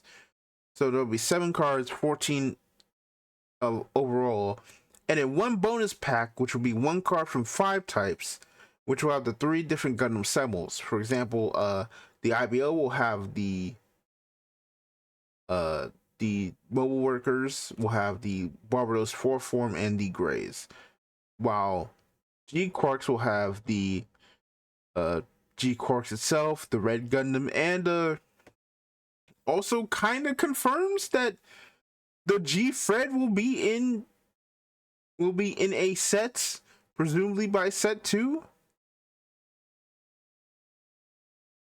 Good. We need to. I mean, that's not. That's not surprising. I mean, they've been really hiding the G Fred. Like they've really been hiding a lot of like the later stage like G Quark stuff. Presumably just to be like, listen, this is very recent. We're trying to keep as low spoilers as possible. But so this is our first time seeing the G Fred, which I mean, we can't have Waldo without Fred. we're not calling it that. We are called. So the MSRP People will start to call. I will get people to call the quick Waldo. No. So the MSRP is going to be $39.99. Expected to be more because we just can't have nice things in the universe anymore. Right. Release is February 27th. They also showed that the bonus pack will have these illustrations. Here's a look at 2 of the cards, or at least their illustration reveals. So we have a Kudelia who is based on her in the opening of opening 2.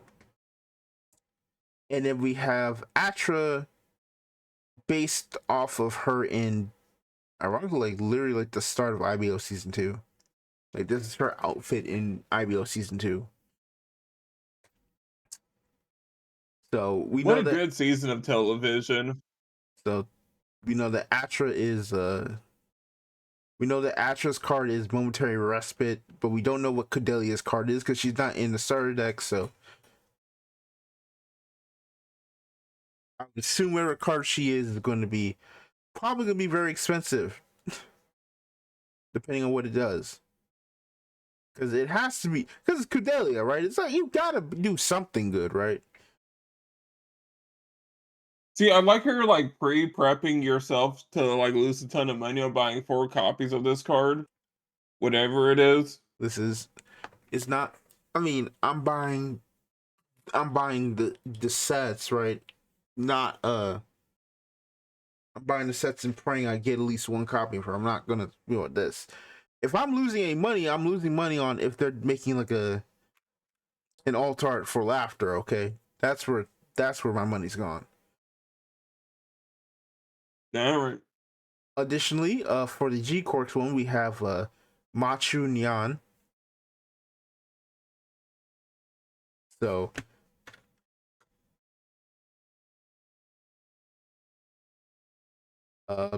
pretty nice art. Once again, they were roommates.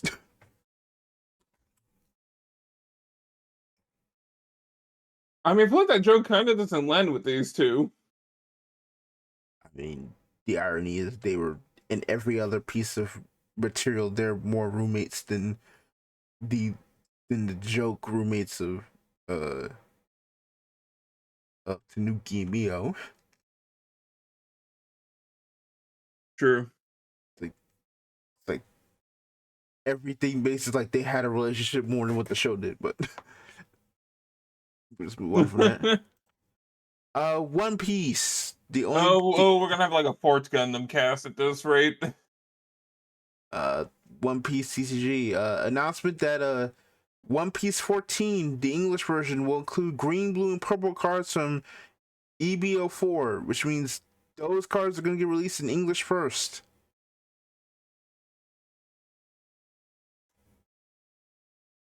Okay. Which I'm assuming means black, red, and yellow are going to be in Blue Pack 15.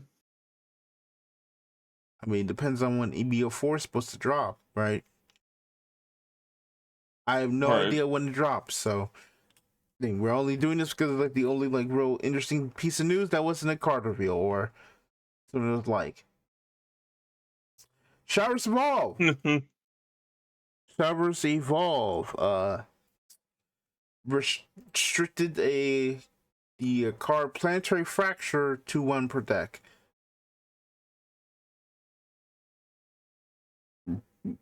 And this happened literally like a day ago. Huh. So the card is banished each card on the field in the EX area, and each player banishes the top 10 cards of their deck. So this was I assume a combo. This is like for combo decks or control decks are like, yeah, we just probably just can deck you out. I believe by that point in the game, because I mean, I don't know how exactly works, but I know this card was a problem, so restricting it preemptively from what's assumedly going to be the meta it was strong in is probably a good choice. I mean, it's Mega Ultra Super, right, Geki? Yeah.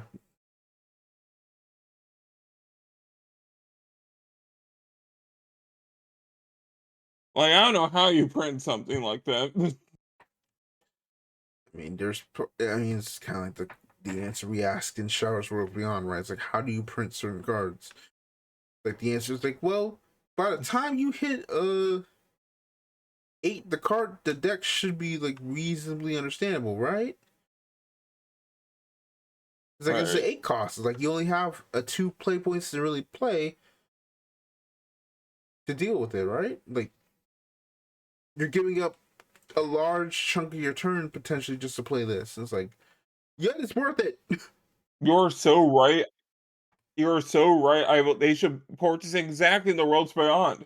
You can totally trust RuneCraft players with it. No, you can't. How I know I am RuneCraft players. Yes, you can. You trust RuneCraft players with this? No, I don't. Anyway. Yes, you can. Anyway, moving on. Come on, we won't do anything wrong with this. Anyway, off to Riftbound. The biggest news here is that the first regional qualifier is officially announced. It is in Houston, Texas, December 5th through the 7th. Whoa! Right game. And it will announce tickets, pricing, more on October 6th. I've not been able to play Riftbound because the game doesn't come out until the 31st. See, this is the problem with doing these like having like, oh, you can do you can pre-register for events. The game's not even out yet. Like, can I at least like the official release? Like, why do I have to pre-register for a game I might not even like? Like, I better like be able to just do it for like free and just like be like, hey, just cut me off the list, man. Look, you got it's an event for true believers.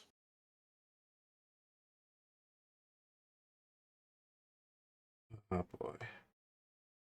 All right, and that's pretty much it for Riftbound. Next up, my eyes.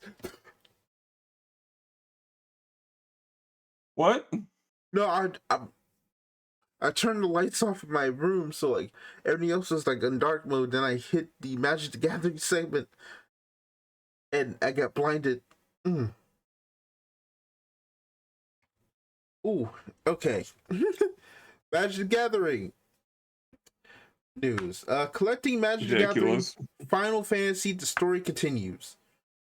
Magic the Gathering Final Fantasy is a celebration of the Final Fantasy franchise, capturing the iconic moments, characters, and items that fans love. We're continuing the collaboration with new treatments, new products, and new cards. These products will be released on December 5th, and we have all the details right here.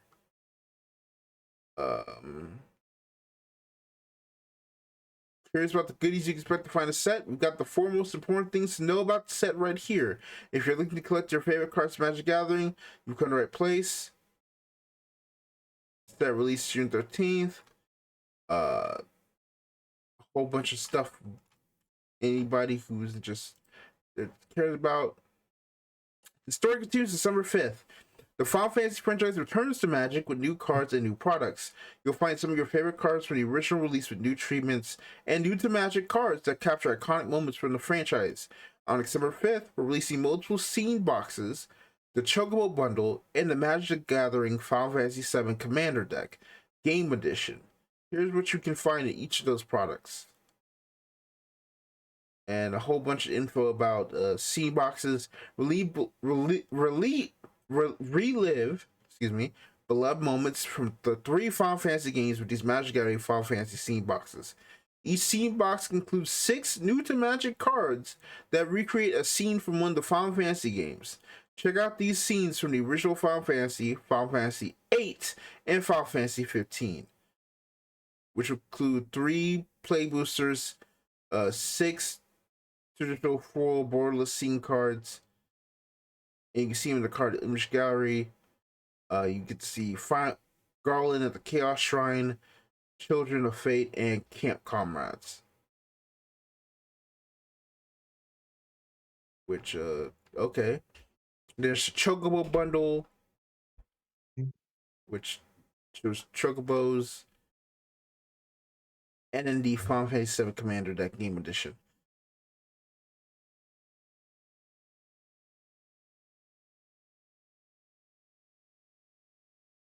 I mean, the Game Edition is pretty nice. I'm not gonna lie.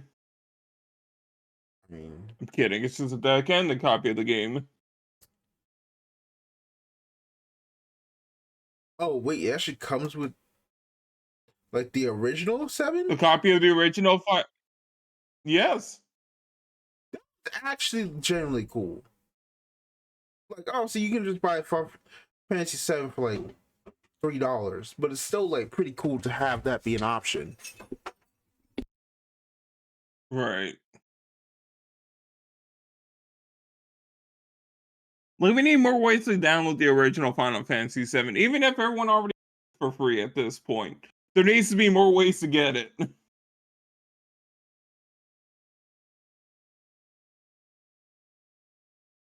It should grow on trees. Well, yeah, that's cool. Now, there's all the other details of Final Fantasy 7. I don't care about that. What we do care about, honestly, genuinely, is they announced the 2026 roadmap for Standard. So everything they've announced for next year's Magic releases. Lorwyn Eclipsed. To be announced, Universes Beyond set. Seekers of Strixhaven. Magic the Gathering, Marvel Superheroes. Magic the Gathering, The Hobbit. Reality Fracture, and Magic the Gathering Star Trek. Yes, that means that 2026 will have 7 Magic sets. This is a bit of a scheduling quirk and not the norm going forward, but we just had so much awesomeness we wanted to bring you that we couldn't wait. In 2027, we'll return to a cadence of 6 Magic sets. You lying motherfuckers. Already I got beef right here. Like, first off, what do you mean schedule norm? You just changed the schedule this year. Yes. And now you said, oh, here's a little thing, because we got so much cool shit we gotta show you. Like, we got so much cool shit. We just had to add an extra set. What the do you mean? Yep. There's so much magic. What's the problem? More magic, more fun. Like, bro, people are already complaining. People are already complaining. Your players were complaining that they had to potentially keep up with 6 sets a year. Especially when it didn't help because you were burning through like reveals every single time. Like, sets weren't even like settled before you started revealing a eighth of a set. Now hold on. To be fair, we can't say anything as people who play as people who follow Card Fight Vanguard. We are also on the perpetual card treadmill. Here's the difference. We're not revealing cards by the time of set release. When we start a new set, it's because the old set had already been done. The only difference, the only issue for us, people who played the Western game, is that, I don't know, we get sets 3 months later. 2-3 months later. See, I thought you were going to make the complaint about Bermuda season, how Western players still go cooties every single time they see mermaids. I don't give a damn. Anyway, not for this topic, no. So they've shown details of Lorwyn Eclipsed. They're going back to Return to Yorwyn. Fans have been asking us to head back to the plane. Boggers and also strange creatures. Now you can join a cohort of Strixhaven students on their journey through this pastoral plane. So, wait. So this is technically a Strixhaven related set. In Lorwyn. Oh, well, it's a Strixhaven block. Oh, God, get away. So, I don't want Lorwyn anymore. An upcoming Universes Beyond set. We'll be unveiling our second set of 2026 at New York Comic Con on October 10th. The set will be available on tabletop and MTG Arena. Once we announce what the set is, we'll publish all the reveals right here on Daily MTG. Which, Wait, when is Avatar coming out? Who cares? Who cares? What's more important is that this set will be announced right before our next podcast.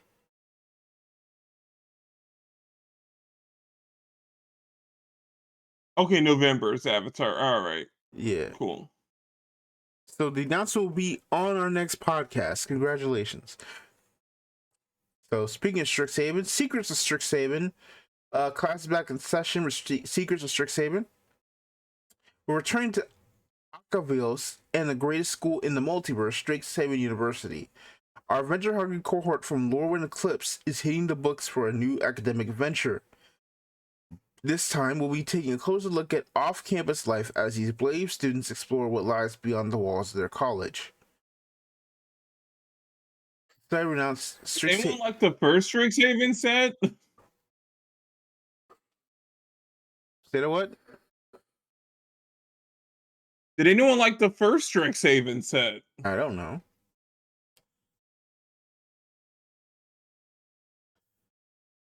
Additionally, we're excited to announce Strixhaven Omens of Chaos, a brand new young adult novel written by Shannon McGuire. This novel will follow a different group of Strixhaven students in their quest to discover who they're meant to be and where in the wide multiverse they might belong. We'll share more about this novel in the future, but for now, check out the cover in this Command Tower promo card that comes with the novel. So it looks like an old Magic land.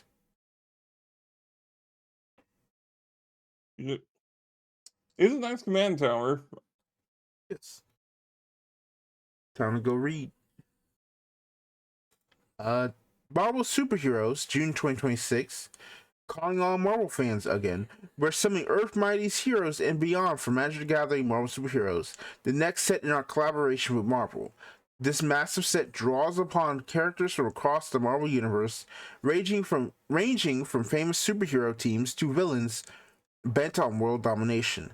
We'll be revealing more about this team-up in the future when it's time to assemble, aka New York Comic Con.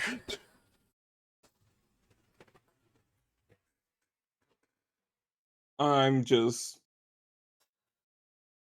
this set's probably not making it into Arena. I'm already calling it. Oh, well, that was not make it to Arena. Spider-Man couldn't get it. You know, good gosh darn well, this ain't Right. coming. All right, next, Magic Gathering: The Hobbit. While it may not be an unexpected journey, we're excited to announce that Magic is traveling back to Middle Earth for Magic the Gathering: The Hobbit. Follow the intrepid burglar Bilbo Baggins and his party on their journey to the Lonely Mountain and back again. Prepare to battle flesh-eating trolls, tell riddles in the dark, and confront Smaug himself when Magic the Gathering: The Hobbit releases worldwide on tabletop and MTG Arena next August.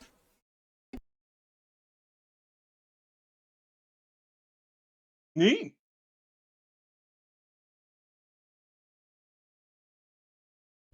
All right. I mean, Lord of the Rings was a pretty good set gameplay wise. Even though, oh god, they're not gonna do anything around the One Wing, are they?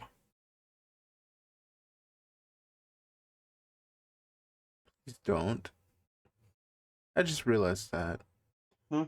They could do like the reprint What? the One Ring in some They're capacity. not gonna reprint the One Ring. They'll make a one of one the other ring. So, Reality Fracture, October 2026. Years of subtle machinations will finally shatter the facade, revealing a villain you'll have to see to believe. But not just yet. More will be unveiled soon enough. We'll have more to share about the Reality Fracture in the future. For now, keep an eye on Magic's story to see how the saga unfolds. Alright. Knowing Magic the Gathering and like the rotation we're on, the next villain gonna be more Eldrazi.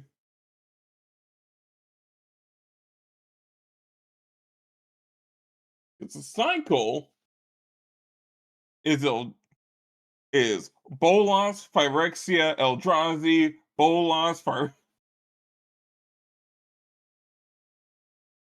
There's only 3 villains in Magic the Gathering.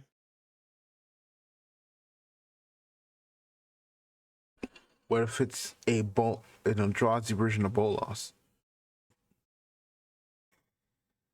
I don't think we want to see an Eldrazi version of Bolas, but considering where Bolas got sent, it's not impossible. Oh, who knows? And then Magic the Gathering Star Trek. Our final Magic set of 2026 takes us to the final frontier. Magic the Gathering Star Trek invites players on a journey across the stars.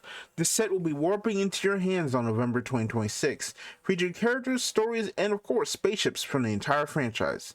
This set is something for every Star Trek fan. Magic the Gathering Star Trek will make the voyage to tabletop Magic and MTG Arena next year, and we'll have more to share about the set in the future. Until then, prepare to boldly go where no Magic set has gone before. You literally just released a set where you went where no Magic set has gone before. Literally, Literally. we're just barely. Edge of Eternities was not even 2 months ago, dog. Let's keep it a buck. You already were in space. This is a multiverse story now. You don't get the way to say that. All right, so They should have placed these sets right next to each other. Holy cow. no, but it's like I can see the Tulare Community College thumbnail right now. I can see it. I feel it in my bones. I His see. hands are probably gonna be up and it's like I am almost guaranteed frowning face Pleasant like Kenobi is already working on a video right now. I do not care for Magic the Gathering in 2026. Hilarion wins. Like what has happened? The Fortnitification will continue until morale improves. And by round we mean money. Yes.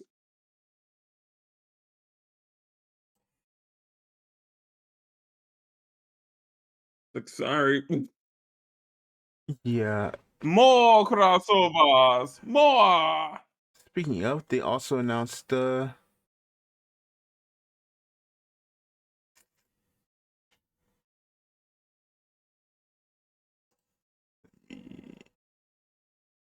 this real quick.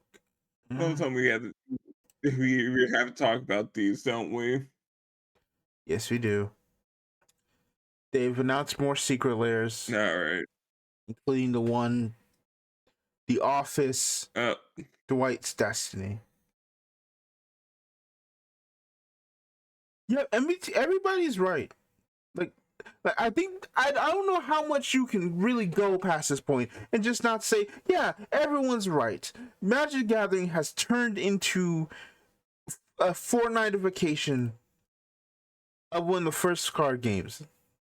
It has gotten to the point where now it's like everything is just ass.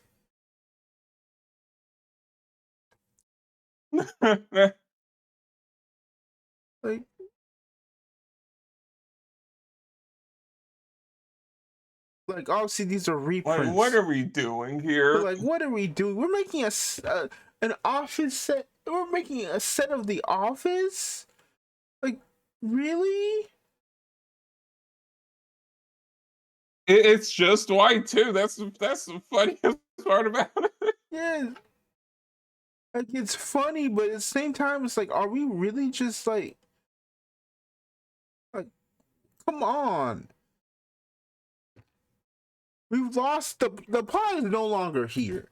We didn't lose the plot. We took the plot, threw it into a volcano, and watched and tried to like see if it was gonna come back like one of the Mishimas.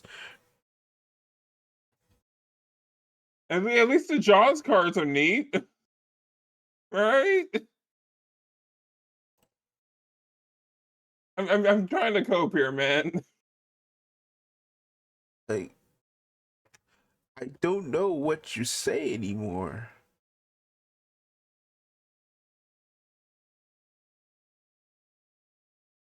Enjoy the enshittification. Like we've got PlayStation Secret Lair. We got Furby Secret Lair. We got Joel, Abby, Ellie, Nathan, Drake, Kratos. Oh God, there's 3 for Atreus, Ellie, a younger Ellie, more Kratos, Jin Sakai, Alloy.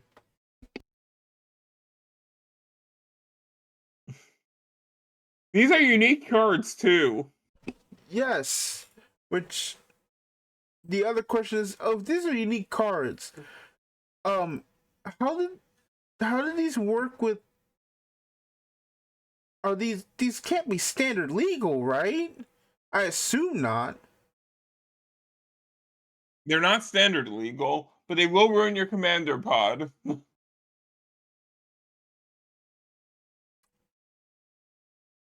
also, who gives a shit about standard? It's Commander the Gathering. Oh yeah, here's the Secret Lair times Furby. What the fuck is that? 3 Furby secret. We got 3 Furby secret layers. Let's go. Oh no.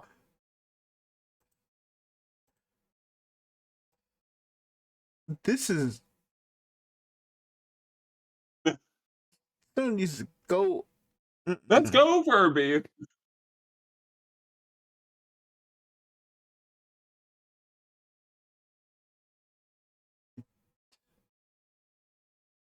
Like, well, you don't like Umbra's Fear Manifest?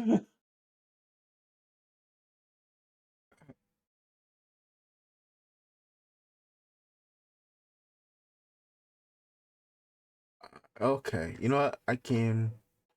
You got me on that one. That's insane.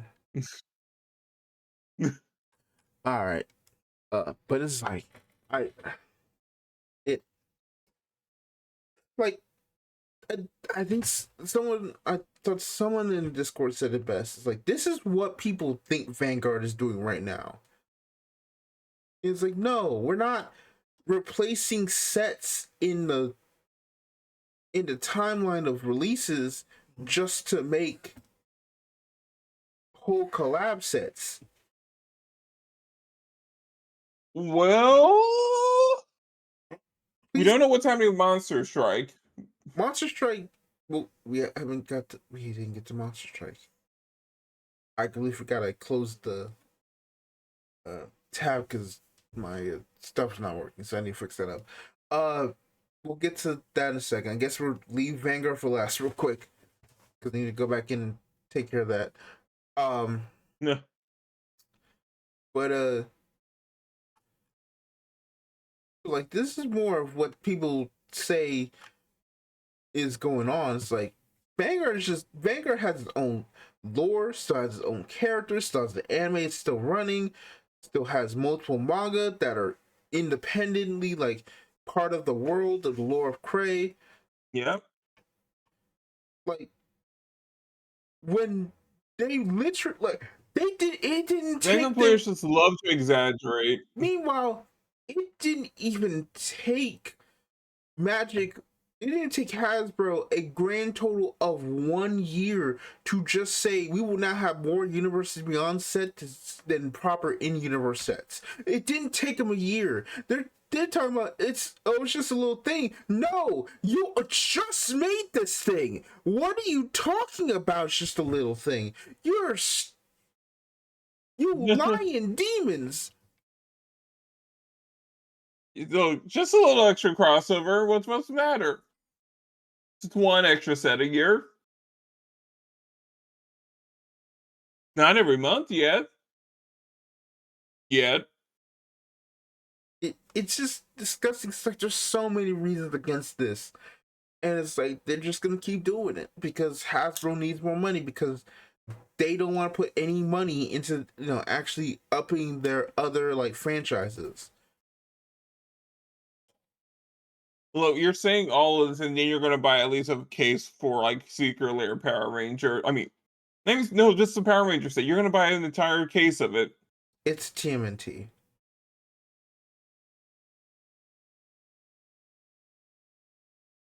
Oh God.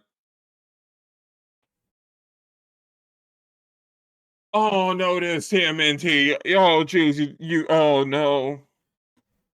Like someone thought it could be TMNT, but it's like it's New York Comic Con. Where else would you put it? Right. If it was Power Rangers, they would have done it at San Diego.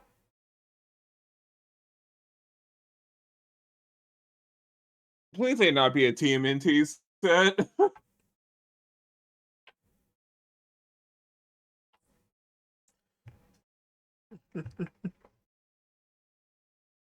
Like, I'll take anything. No, let me hold back before we get an entire Adventure Time set. Let me freeze. Yeah. I was like, I don't know.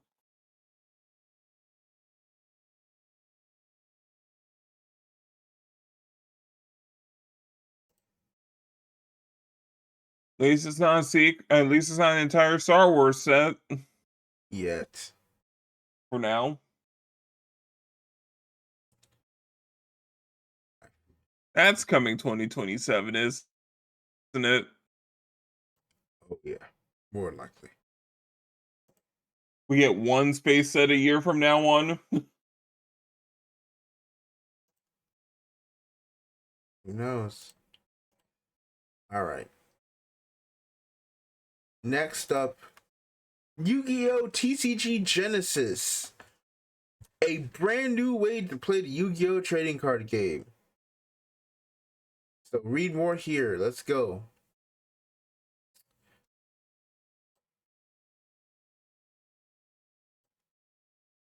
We are reading more. It is taking ages to load for some reason. Goodness. Here we go. Yu-Gi-Oh! Genesis. What is Genesis? The Genesis rules are simple. And they read as follows. No link monsters or pendulum monsters are allowed. All other cards are allowed. The original field layout is used with no extra monster zones nor pendulum zones. 2. The standard forbidden limited card list is not used. All those cards can be used except link monsters and pendulum monsters. Usual limit of 3 copies, max of any card still applies. 3. Deck construction uses a point system. Some cards are assigned a point value. Most cards cost 0 points. The total point cost of cards in your main deck, extra deck, and side deck combined cannot exceed the point cap for that event. The standard point cap is 100, but events can be run with any point cap, or even a 0 point cap. Official tournament stores can set their own caps for their tournaments. So you can go here to create and print your deck list using the early access point tabulator tool. Go here to read about info and strategy tips for Genesis, when and how to play, and how to build Genesis decks or modify your existing decks. So for example, they've got the blog, what gameplay rules are different in Genesis, Blue Eyes in Genesis, the cost prevention, first point adjustment. They also announced the adjustment set, which let's kind of read this. Today's release of Doom of Dimensions at official tournament stores, so we figured it would be a good time to do our first points update as an example of what the process will be like, which we'll kind of talk about Doom Dimensions in a second. We'll post change logs here so you can play more Genesis and less spot the difference. Here are today's changes. So they made a whole bunch of updates, costs going up, costs going down, and surprisingly, an entire update on why they made the changes they did.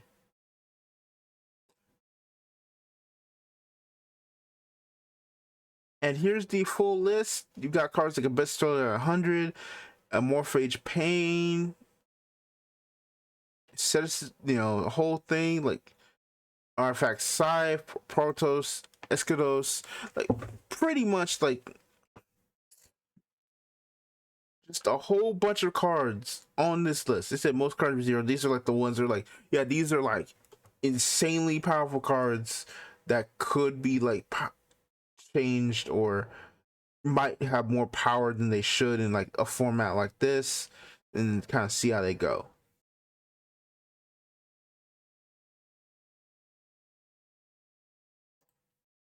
So yep,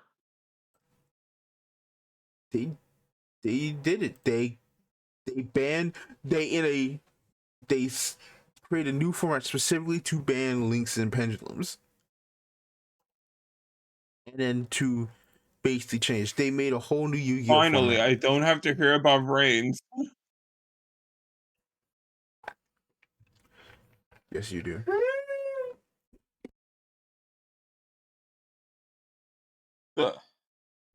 Yeah. So what are your thoughts?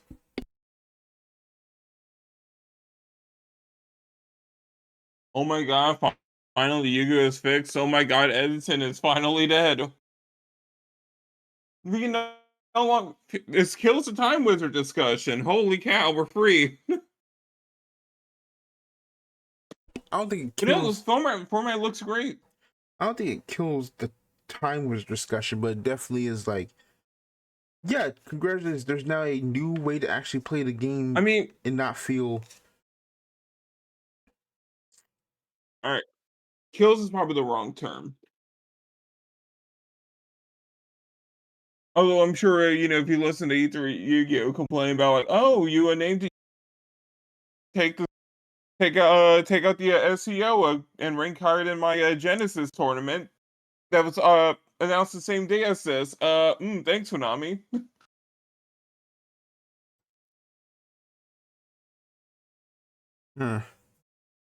So I have so many thoughts. E3 Yu-Gi-Oh is just a funny account at this point, in my opinion.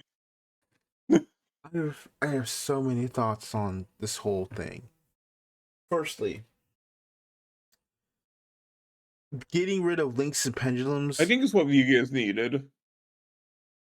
Hot take. I agree. Like getting rid of links and pendulums. We need a new format. No, I mean an alternative format. Yeah. So Go on. Thank you. First off, let's talk about this. No links or pendulums for a newcomer, that is already a better sign. Listen, as someone who likes links to pendulums, quite literally, upon the introduction of pendulums, which then would then lead to links, the amount of rule changes, rule edits, law, you know, rulings, I think your mic's etc. breaking up. Is it? Well, it's probably good on my side. I have no idea what's going on. Okay, hold on. Yeah. Dang the Either memories. your mic or like Discord saying some weird things to me. Hold on, let me like reconnect. Okay, go on real quick.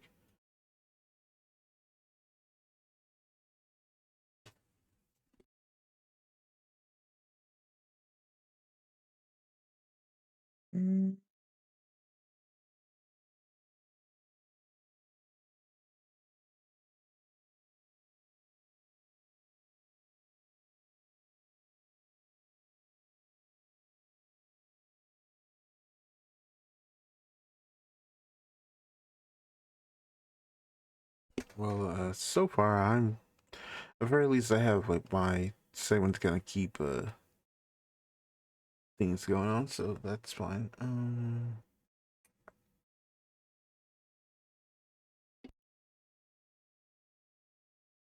All right. You think it's good now, or I think it might be my earbuds. Shoot. might be your earbuds? It's a little better. Okay. Why? Yeah. I have no idea. I think No, no. so. I think I know what's going on. I think uh something got disconnected when I think the thing is there's I think something got disconnected on my end. Probably like why like my 'cause I know I've been dropping frames a bit here and there, but nothing too serious. Plus this is a Oh. plus I'm recording Okay, it's anyway. definitely better now. Plus I'm recording anyway, so it's not like it matters on my end because I'm using the VOD. I'm using the recording anyway, so it's not like, oh, I get my thing. So Right. long as you are listenable, everything's working. But definitely, like, I think I know what the problem is. I just haven't had the ability to make that the ability to go down and take care of it. As for this, so I was back to what I was saying. Got it. No links and pendulums. Pretty much their introduction has created a lot of mechanic bloat, and they are probably some of the more harder to grasp mechanics for a new player or a returning player who hasn't played since Xyz to kind of grasp.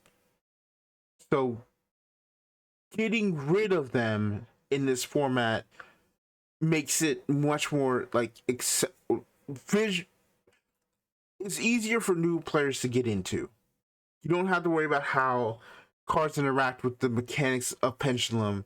You don't have to worry about zones. You don't have to worry about all this. You just have to worry about, you basically have reset back to Zechs Yugioh.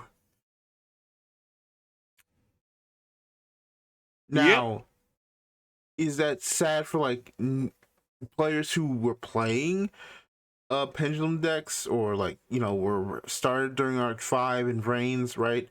It's like, oh, your favorite archetypes are now illegal in a specific format, or rather like your favorite archetypes, like main units.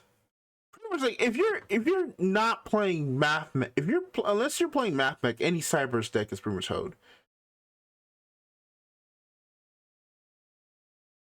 Yep.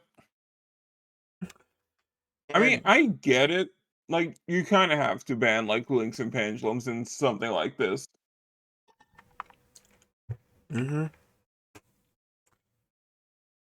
It's just, Like, you're doing something like a point cost mechanic. Like, you're doing stuff like a point cost, right? Where it's like clearly like trying to fine tune and balance things out. yep. What don't you want? One, the inherent infinite value engines.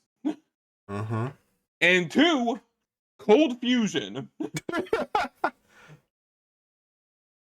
You cannot bet. There is no way you're going. All right. So what do we do here? We set all the nightmares to 100 points each. Cool. All right. What do about warrior decks? Izolde, yep, 100 points. Synchro deck, oh, yep. You're just gonna set them. You have to set them all to 100 points anyways, or like some stupid high point total, like off rip. Yeah. Okay. You know what? Hold on. Like either ban linked monsters, you're like, all right. Any semi-generic link monsters, link material has a super high point cost. No one wants to play it. Mm-hmm. All right. Give me. You know, I can't. I don't think I can do this. Give me 1 second. I'll be right back. Okay. Sorry about that. We're back. Damn. So, you were saying for everything, or was it you were done with that first part? I don't know. I guess what I was like trying to guess, like, I was saying like way back that retro formats weren't the answer for Yu-Gi-Oh. And I'm kind of glad to see something like Genesis, like an actual proper format, alternative format. It's not just a change in. It's just out of time, like a snapshot.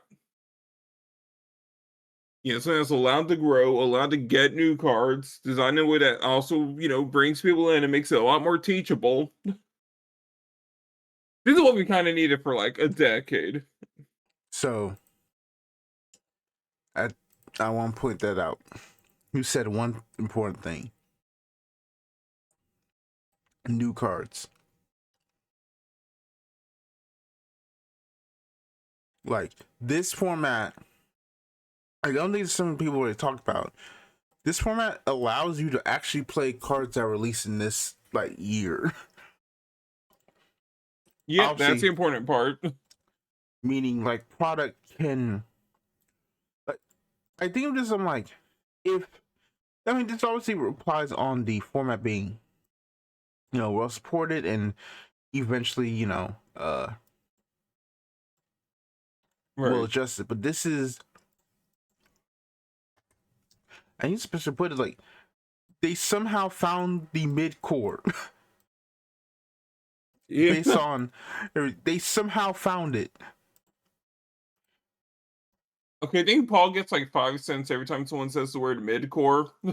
like,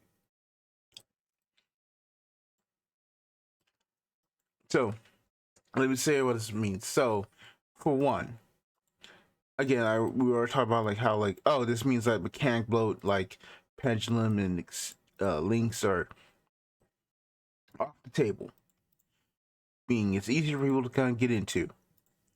Secondly, you can add new cards to the pool, right? Set if for example, if Doom of Dimensions is dropping and it's like, yeah, there's some archetypes that just aren't great in competitive right now, but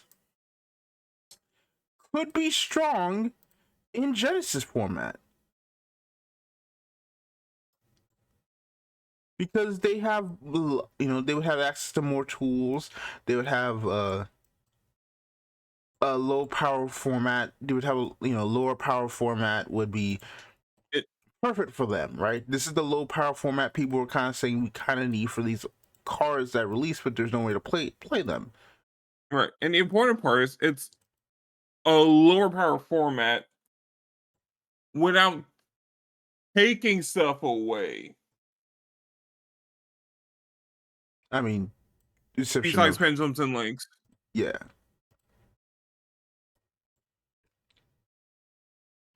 Like, sure, the point cut back then, like, sure, the point cutting. Wait, you mean I can't run like 20 hand traps and like 29 engine? Mm-hmm. Yeah. Like, you can play more quote unquote engine or more, weird tech cards as time kind of goes on. It's like, well, we can lower the power. We have the ability to lower the power of certain decks or whatever. Right. And it's not like, oh, we think it's like, okay, we can just take our time with like main sets. Yep, and people Perfect. can stop joking about Pot of Greed. It's legal. It's legal and it might be bad. Right. It's like you can run 3 Pot of Greed in your deck and no other power cards.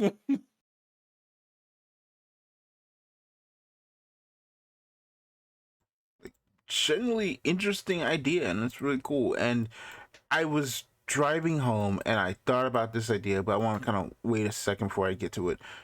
But one point is like, again, the best part is now sets can theoretically start to matter again, because if Genesis were to blow up, guess what? Some of these decks that and some of these support cards. So, for example, like Six Samurai. Six Samurai got some pretty decent support cards. They're not at the level of a Malice or a K9 Soul unless you're like a really experienced pilot. But guess what? In Genesis, you could probably play those Six Samurai cards and actually have a stand actual chance. Yes, I know. I Well, saw the Smoke list. Signal costs 33 points. It'll cost less soon. And Dojo is 10. That's fine. You only need 2. Well, you're gonna run like 2 Smoke Signal and 2 Dojo? If I need to, yeah, I do that. But let me get to the point. The point is, those archetypes that got support but can't stand up to modern decks now have a place to be. For once. Obviously, like, if you're a Link archetype, you're kind of out of luck. Sorry. Administers are not playable here. Ah, shoot. Wait, hold on. Gateway of the Six is 100 points. 6M is not the example you need to use right now.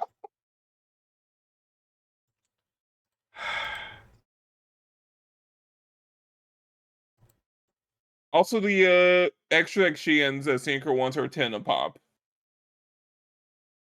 Listen, you can't be dismantling the argument in the back. How are you somehow trying to dismantle my the argument that's actually positive, my explanation, and you somehow dismantling it live on air? This is insane. What? How you hating when I'm right? You're right. You just chose like the worst example to start out with. Okay, how about this? Utopia. Guess what? Utopia is playable. Somewhat. Keep your hands off the ranked up magics. Do not look at them. I saw. Well, Utopic Zechs is 100. I'm not talking about Utopic Zetzel. I'm talking about like the other cards. You don't just have to focus on Utopic Zexel. I mean, all the rank ups cost exactly 1, so they don't work with Utopic. Exactly. So Why now the you hell got are these? So now you got it because the other rank ups are also, because those other cards have like some powerful cards. Are just like, why would you run them when Utopic is just that polarizing? I mean, I do kind of like how they handle this, right? With like FTKs in particular. If it's a 2-card FTK, one part's 100, the other costs 1. Mm-hmm. Like, you better be playing a format that adds more cards, which is another thing. You can, depending on the format, depending on the tournament, you can just adjust the amount of points you got. Right. And just be like, okay, I can actually add in more of this card, or more of this card, or that card here. Like, make adjustments to the deck, and like maybe some other decks are more viable with the point change as opposed to where they were before. Oh, there's gonna be at least one locals running pure zero cost tournaments, Oh, without like doubt. per state, like one store per state. But it's good. And again, Yep. if Genesis succeeds, product is just slightly better. Obviously, you know, it depends on, right. It doesn't say, keep on this. I'm not saying it's like going to save products, right? Like it's not going to do that. Right. Like it just means like, you know, you It have solves a problem. it solves a problem, not every problem, Right. right? Because like some people will just not play Genesis. So it's like, okay, well, the set's still ass to me. Like I don't care. I mean, it gives a good reason to reprint a bunch of banned cards. Mm-hmm. Which means like, oh, hey, guess what? That retro pack stuff we printed for some reason now actually has actually has a little bit more of a reason to exist.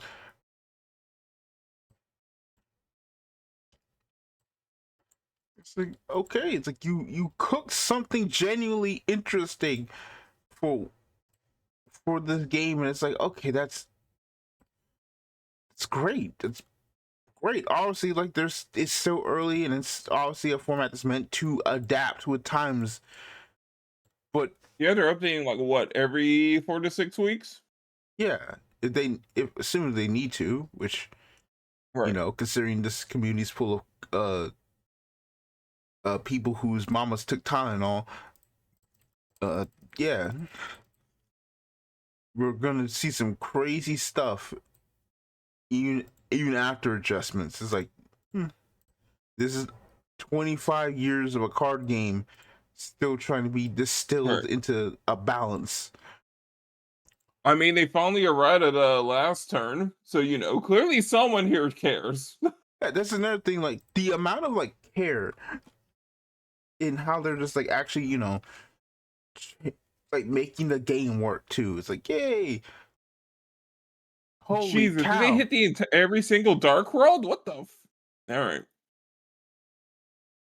The No, a lot of them. Impulse, Purge, and Spiral all been changed. Ecclesia's 50. Releasers The 100. Grapples are 5. Yeah. Uh, shout Silva's 100. What the? Okay. shout out to the shout to tier elements, which are basically unplayable because you need at least, because their main deck cards are 50. Are they on? Let's see. Oh God. Oh no. I Kiklos, just saw the Rescue Ace hits. yeah, like what? Airlifter and Preventer are 10 each, and then Emergency is 33. It's so crazy. It's like, yeah, every God. every tier name is 50. You can only run 2. Oh, it gets worse for that. Hold on. It's not including. Grasslook Screener is also 50 points. You can't even super mill. You get one tier to Grasslook Screen with. And it's like, do you want to play that one grass where you could just have another tier name? What am I gonna do with grass? No, yeah, what are you gonna do with grass? Like, Man, I'm telling Snoop Dogg they banned the grass. oh my god, okay. Someone had to. We don't need to talk to Snoop Dogg right now. I think he need a moment. All the swords. The Swordsville seems So playable. let's go to the other thing I can say, that if this format were to bang, Yeah. there might be a gigantic copium thing. This fixes Oh. the Master Duel anime problem.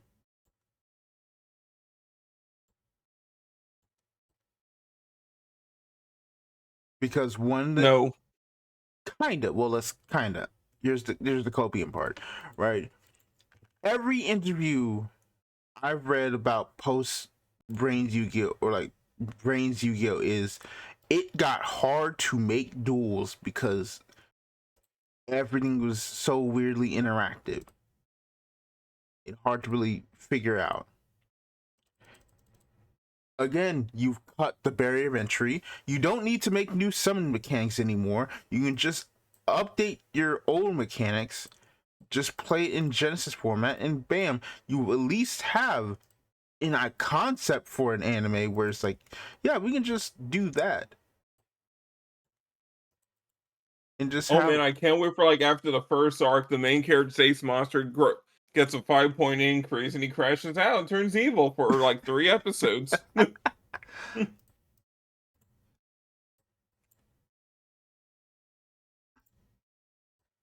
I mean, obviously, I don't think they're gonna like. I mean, Lord forbid they make a card that's like, oh yeah, there, but like, it means like, hey, maybe like some main deck cards become stronger. Heck, even, how about this? We could make you could make an archetype that's like, oh hey, the main deck is strong. You can actually probably like tribute summon not monarchs and actually like not feel bad about it. That'd be cool, right? Yeah. There are ideas here, people.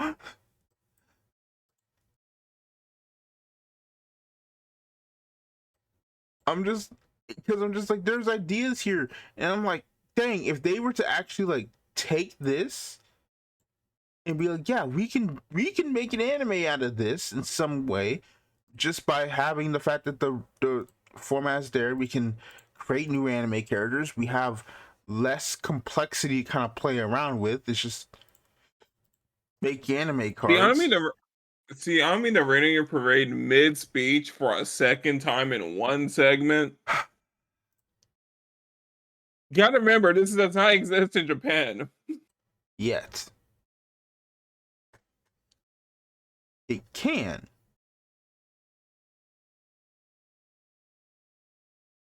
Also, I'm 95% certain Mr. Genesis is Doug Zeef in a trench coat. I have no evidence. Why do you But so say? many signs are pointing to Doug Zeef being involved here.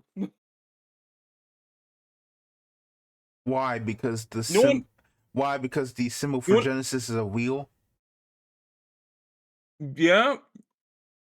I mean, then, no one else is putting skill issue into an official Konami blog article. Doug Zeef is involved here, and I can't prove it. uh, but Well, the point I'm saying is, there's so many ideas off of this format that can be used to improve Yu-Gi-Oh in some capacity. Obviously, at the end of the day, there are still issues with the game, but this means you have another way to actually sanctionally play Yu-Gi-Oh, potentially use your favorite cards and not feel bad, or at least okay. I have proof now that Doug Zeef is actually Mr. Genesis. why. There's no main deck Altergeist or Fabled hits.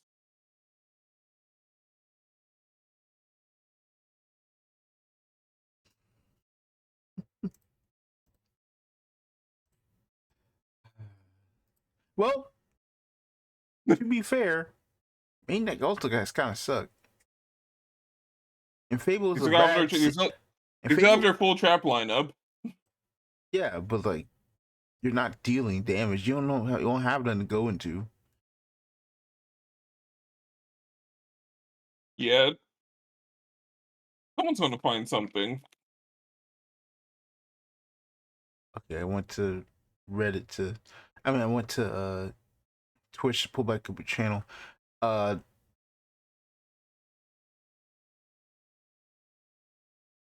I Show Speed is currently talking to Freddy Fazbear in the middle of a hotel. I hate this timeline.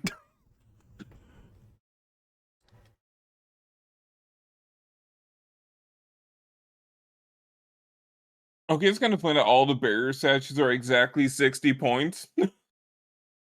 Mm-hmm. Ah, you thought. No, no, no.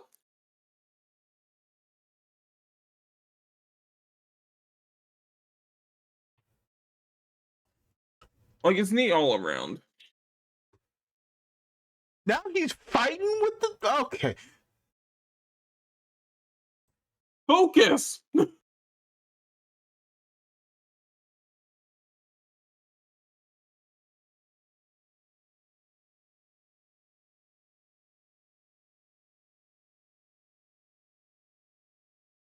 Wait, I'm waiting for you. You're the one with all the details. Wait, what? What do you mean waiting for me? You were doing something, right? Oh, right. You mean going through like every single card to look for any possible Alter sets to prove it's not to prove it's ZetaZephyr? Oh, that was I need. No. All Doug's cards are untouched. Okay. Hold on. There's one more thing.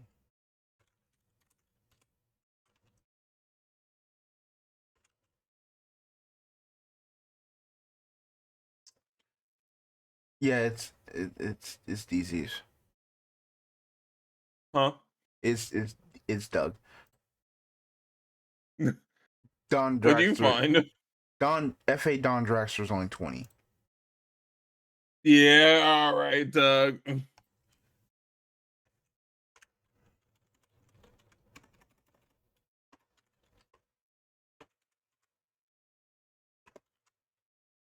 Ancient Prairie Dragon is not on here either.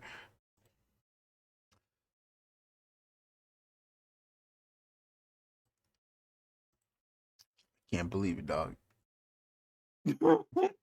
Doug done saved Yu-Gi-Oh! He had enough. He's gonna revive the Why Nobody Plays series just for Genesis format.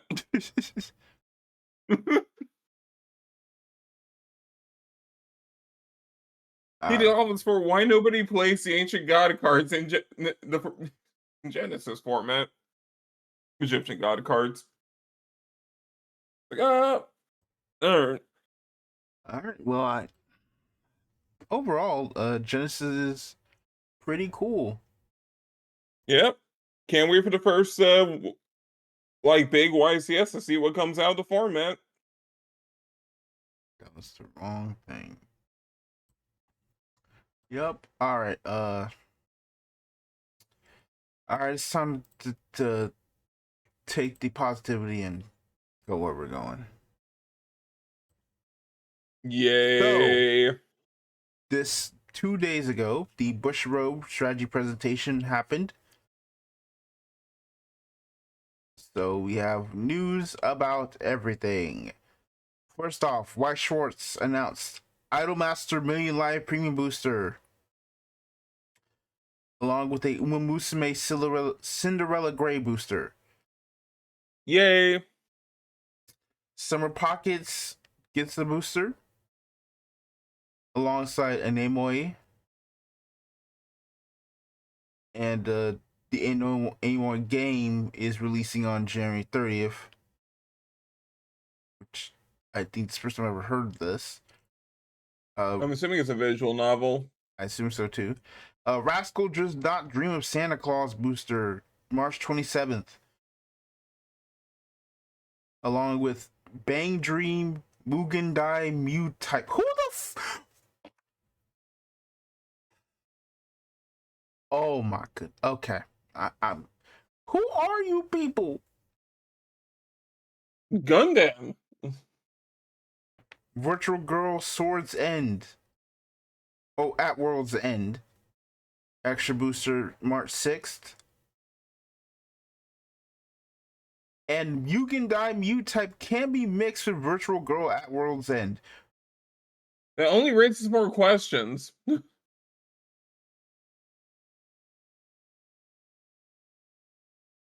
Are they? Is it another? It's another Bang Dream related series, I suppose. But you can't use it with the actual Bang Dream cards, but you can use Mugadai Mutai with Bang Dream. Assault Lily Last Bullet, February 27th, and a DC Retune, March 13th. And the game releases October 30th. Why is it so late? Well, Weiss. It's Weissing and all right. Alright, so before we go to Weiss, we're gonna talk about Blau in a second, which, 5-4 Season 3 booster. Front Act collection with Steve's card set with Togen Anki getting a thing for White Schwartz Blau. White Schwartz Rose gets a YouTube Soft booster 2 and an Alisol booster. And Rebirth all hentai. And then Rebirth gets Dolphin Wave, Azure Lane Volume 4, Blue Archive Volume 3, Symphogear XD Unlimited with a trial set and booster, and a Medalist.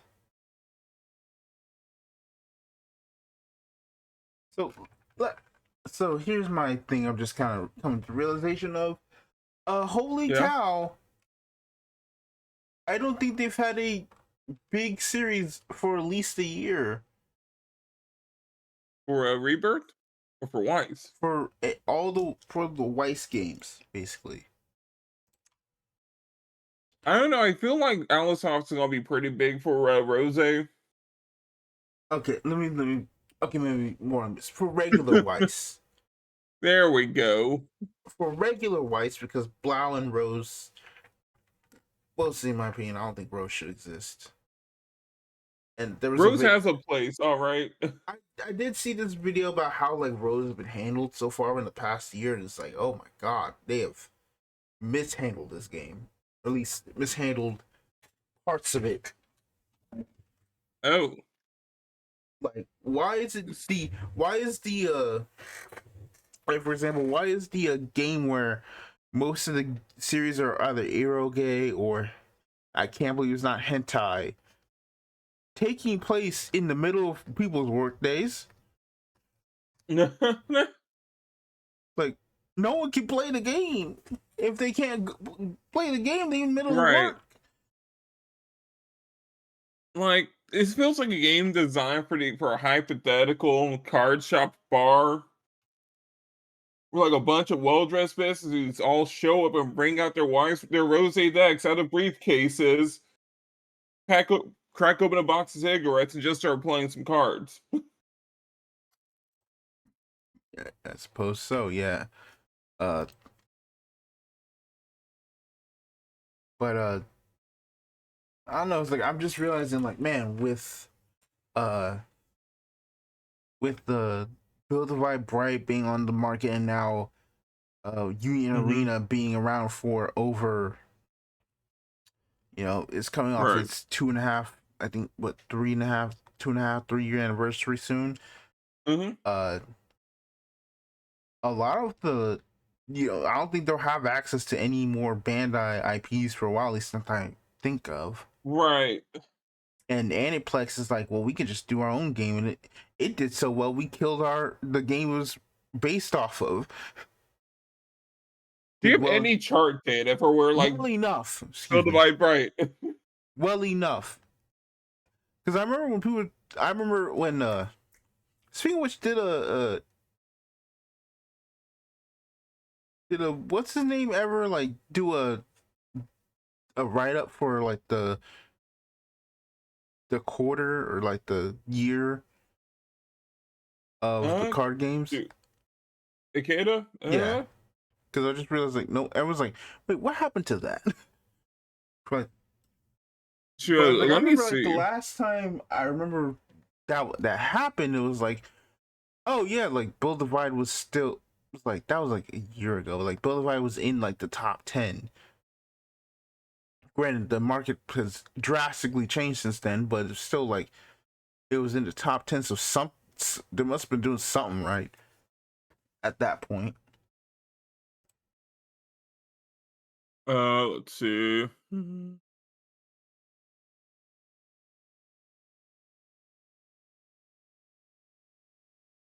I'll have to go look. In other news, they're revealing cards for the 8th Gate Ruler set because the game refuses to die.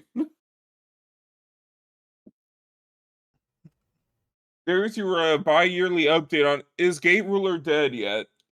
Still no.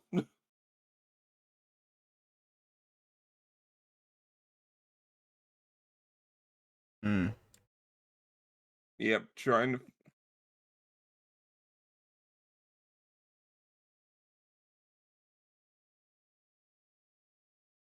Okay, let's see.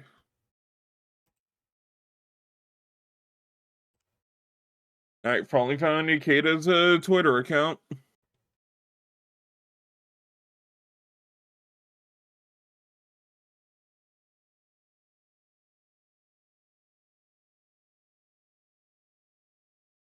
Okay, here's him talking about Genesis format. Okay, very on theme. I don't know, not seeing any. He tweets a lot. Yeah, like you can look in the, because we have like images, right? So. Oh yeah. My bro tweets like 15 times a day.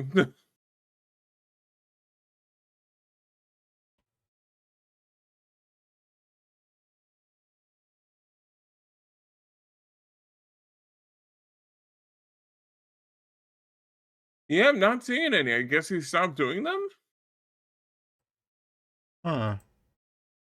I mean, it kind of makes sense. Every time he did, then there were like 10 people going, so Kata, where's Gate Ruler on the chart?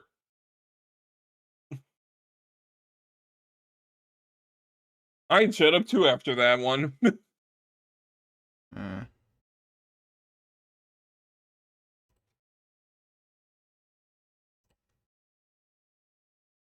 Yeah.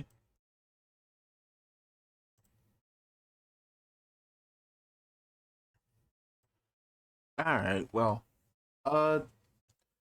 Yeah, but the white series look okay. I'm not really nothing I'm really interested in. So, but this Japanese side, so I wasn't really interested in that mostly anyway. So, uh, Blau, Fire Force is cool.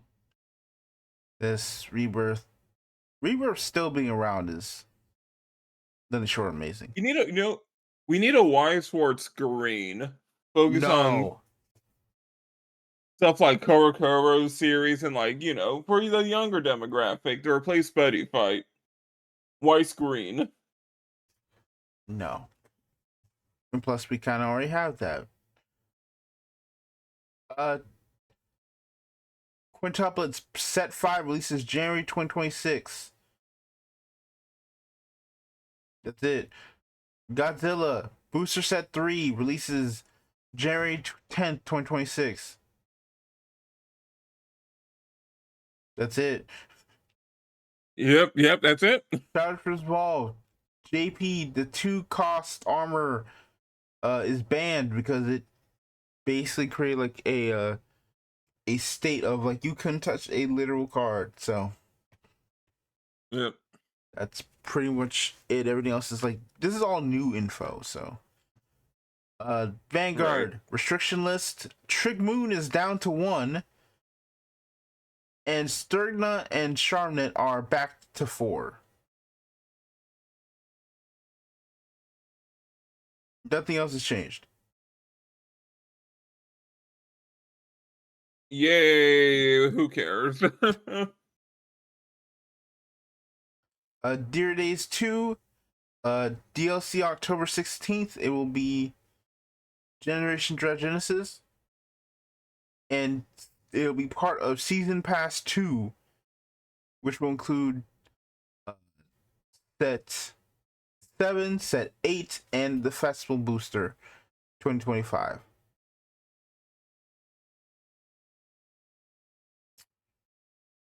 Yep. Yep. Anyway, Divine Set 11, they teased an announcement for a collab surprise. It will be announced here. And the announcement is Free Rend. Free Rend is the collab in Set 11 in Japan. I mean, look, I'm sure like everyone, all 100 people playing Dear Days 2 right now are all gonna buy that a new season pass. I moved on from that. I'm on Free Rend, sir. That was fast. You didn't answer. So I'm like, oh, guess we'll move on. I'm trying to find the player numbers. Oh, I don't know. Nah. But yeah, one collab card pack. It'll be in 3 different builds of Keter Sanctuary, and will include hot stamp cards. Which Nice. we've already seen some of those cards already. So I assume the 3 builds are gonna be one for Free Rend, which we've already seen, one for Fern, and one for Stark. Makes sense. Lyrical Monster Set 4 has revealed that Costume Idol Alk will be the why did I say it like that? Like Alk. Oh, look at me. Costume Idol Alk will be the encounter, at least very least we know one of them. If there is more, will be at least one encounter, and it'll be Alk, a very old card from early Vanguard. Divine Set 12 is announced, and it is Vanguard Skyride based. Cool. It has the 5 nations. It'll have Suina's deck, which is Dark States, and then it'll have Revyu's deck, which is Stoicheia. And I think this is the first time, someone who's been playing this game for a long time, this is the first time since the manga booster that, definitely at least the manga booster, that manga characters are on a set release. Even more so, the first set where characters not in the anime are headlining the set. Also, there will be parallel arts for the respective like units too, with their. I mean, there's not that many manga exclusive characters. True, but it's like this is the first time they've done it, because there's been a bunch of manga throughout Vanguard's history where it's like, oh, you've got some manga exclusive character, you put your deck in there.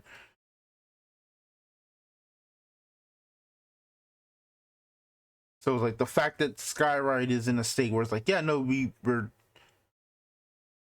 literally giving you a top billing in the non-anime set for a main booster is pretty insane. A lot of first tier. Mind you, that Star Road got screwed over. The what? The Star Road Asuka manga. I still want that to be allowed to do. It's like I feel so bad. It's like really good, but then it's like, yeah, man, your manga just didn't pop off enough to become this. Right. There wasn't a Kurokuro power boost. Also, additional thing, guess who's back? Back again. Monster Strikes Back. Tell your friends. Monster Strikes Back. Monster Strikes Back. Monster Strikes Back. Monster Strikes Back. They will be in set 12. Are we gonna get this collab? No. Because it requires also having the other 2 collabs. And the fact that we haven't gotten at all so far is like, no. Well, I mean, they said you could build a Monster Strike deck out of the cards from this set. Well, we'll have to wait and see. I highly doubt it, though. Also, last bit of news: master deck sets for both Liel variants. Which, cool. I can actually probably play. Oh, if it prints the grade 1 like ordered dumper, like I can probably play Odium. Choose your fighter, Link versus Toon Link. Which one's Toon Link? It's kind of obvious. Oh, did my phone just restart? Dang it. All right. And that is it for the product presentation. I have not seen how like the Weiss people kind of, at least updates on how people in the Weiss community feel about it. I believe Showers fans were like, yeah, pretty cool. Everything was cool here. As for Vanguard, oh boy. When aren't Vanguard players crashing out this year? So let's kind of put it like this. All these ideas are really cool, right? I'll kind of get some love after like decades. After a decade, they're still not giving up Deer Days, even though it's still going to cost $70 for season pass. Skyride gets insane amount of love, which is cool. Master deck sets, more like entry product, which is always nice. Yeah. I think the problem is a lot of people are like, well, where's the Stride deck sets? We should probably have gotten details by now. Where's the why is the ban list so weak? Why is this? And I was like, to be fair, The problem with this, one more update. They did say that the ban list was going to happen in December this time, not at the next strategy presentation. Primarily because that next time is the Vanguard 15th anniversary. I mean, here's the problem with the Stride deck sets, right? I think internally they realize the more of them they do, they would have to at some point do an Ashen Altmile Stride deck set, and they decided to kill the line. Why did you say that? They're not part of the team anymore. What? It's Chrono. No, it's all about just Chronojet, Shiranui, and Luard. But they did Messiah, they did Yeah. Night Rose and Hari. Like, what do you mean? Yep, they did all their heavy hitters. But What more do you need? Are heavy hitters. No. They were heavy hitters. Yes, they are. Are you trying to say that if they had to do all Shinobi, they've run out of like card decks because every other archetype would just not be worth the money to print? Yes. It's like what you're saying is like if we have to go any further than these two, we're cooked on these. Yeah. You could have just said that. I gotta, add a bit more venom to everything. All right. Well, here's the thing. I say if there's any chance they would reveal Stride deck sets, they would reveal it on the 15th anniversary. That would be like the super nostalgia things. Like, hey, listen, this one is for all the Skyride people. This is for all the the people who aren't super nostalgic who started Skyride. Like, hey, here's a thing for you. Mm-hmm. Yep, perfect time to announce the gift deck sets. Anyway, come on, you don't even want the Valkyrion deck set. I do, but that's the point. The ban list is like the issue with the ban list is more so just because English is so late. It came out. The fact that English is so late, it will probably just like slap this on the restrictions and just call it day. And it's like, please no.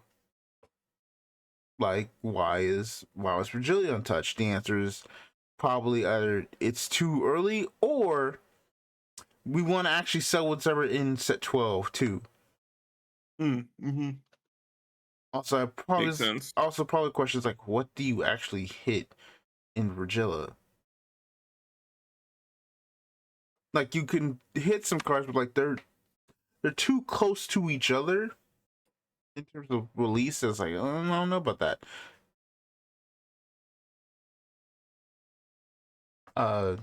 So I feel like there's a lot more like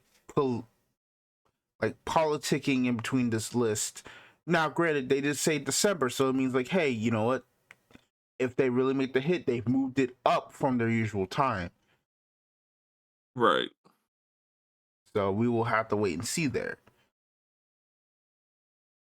I think there's one thing. I think I'll talk about more on the 15th anniversary. I'll talk more about my thoughts on the 15th anniversary, probably in a video or, when we do the spoiler cast for at least the podcast. Right. But I feel like the 15th anniversary. I feel like another thing is like this puts a lot more pressure on the 15th anniversary. Yep. Because it means that if that one isn't strong enough to like, heighten a lot of things, like that could do a lot of damage. I feel like a lot of things also just need to. I feel like there's a like lot. It's a perfect storm of disappointment. Mm-hmm. I think that's the best way to put it. And then, I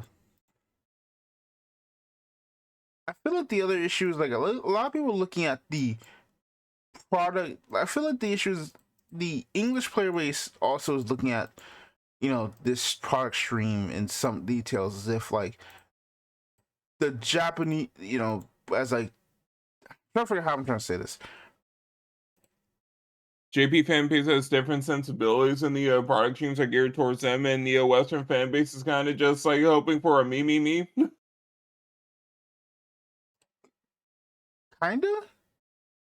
And it's I don't know how else I could say it like in a way that works for me, but it's more like it's like it's not our time. When we get it, obviously it's like, yeah, it matters what it's going to matter what's in the sets later, but it's like right.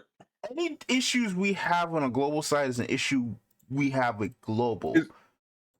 Right, it's irrelevant to the actual product stream itself. Like, the product stream is not going to fix global's issues like that. The issues like, global it's not going to be a like JP product stream. It's like, we're fixing the promo problem that does. What promo problem? I don't know.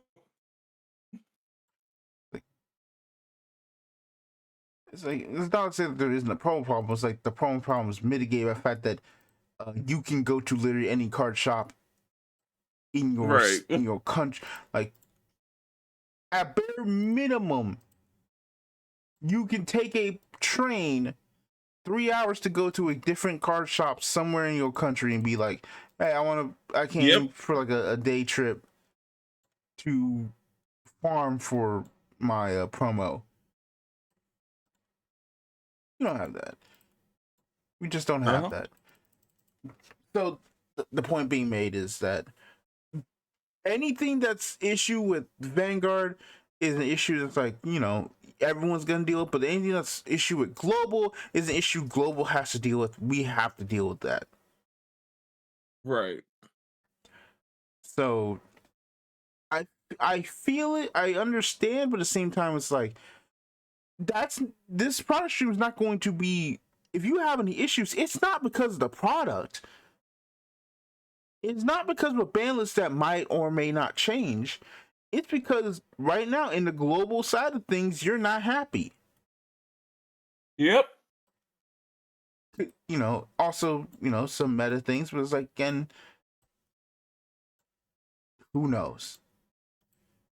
Obviously, Right. people are tired of Bob Saga being as strong as she is, being one of the best decks. You know, it's been almost a year, so I understand. It's like, yeah, people want, like, we're kind of like ready to move on.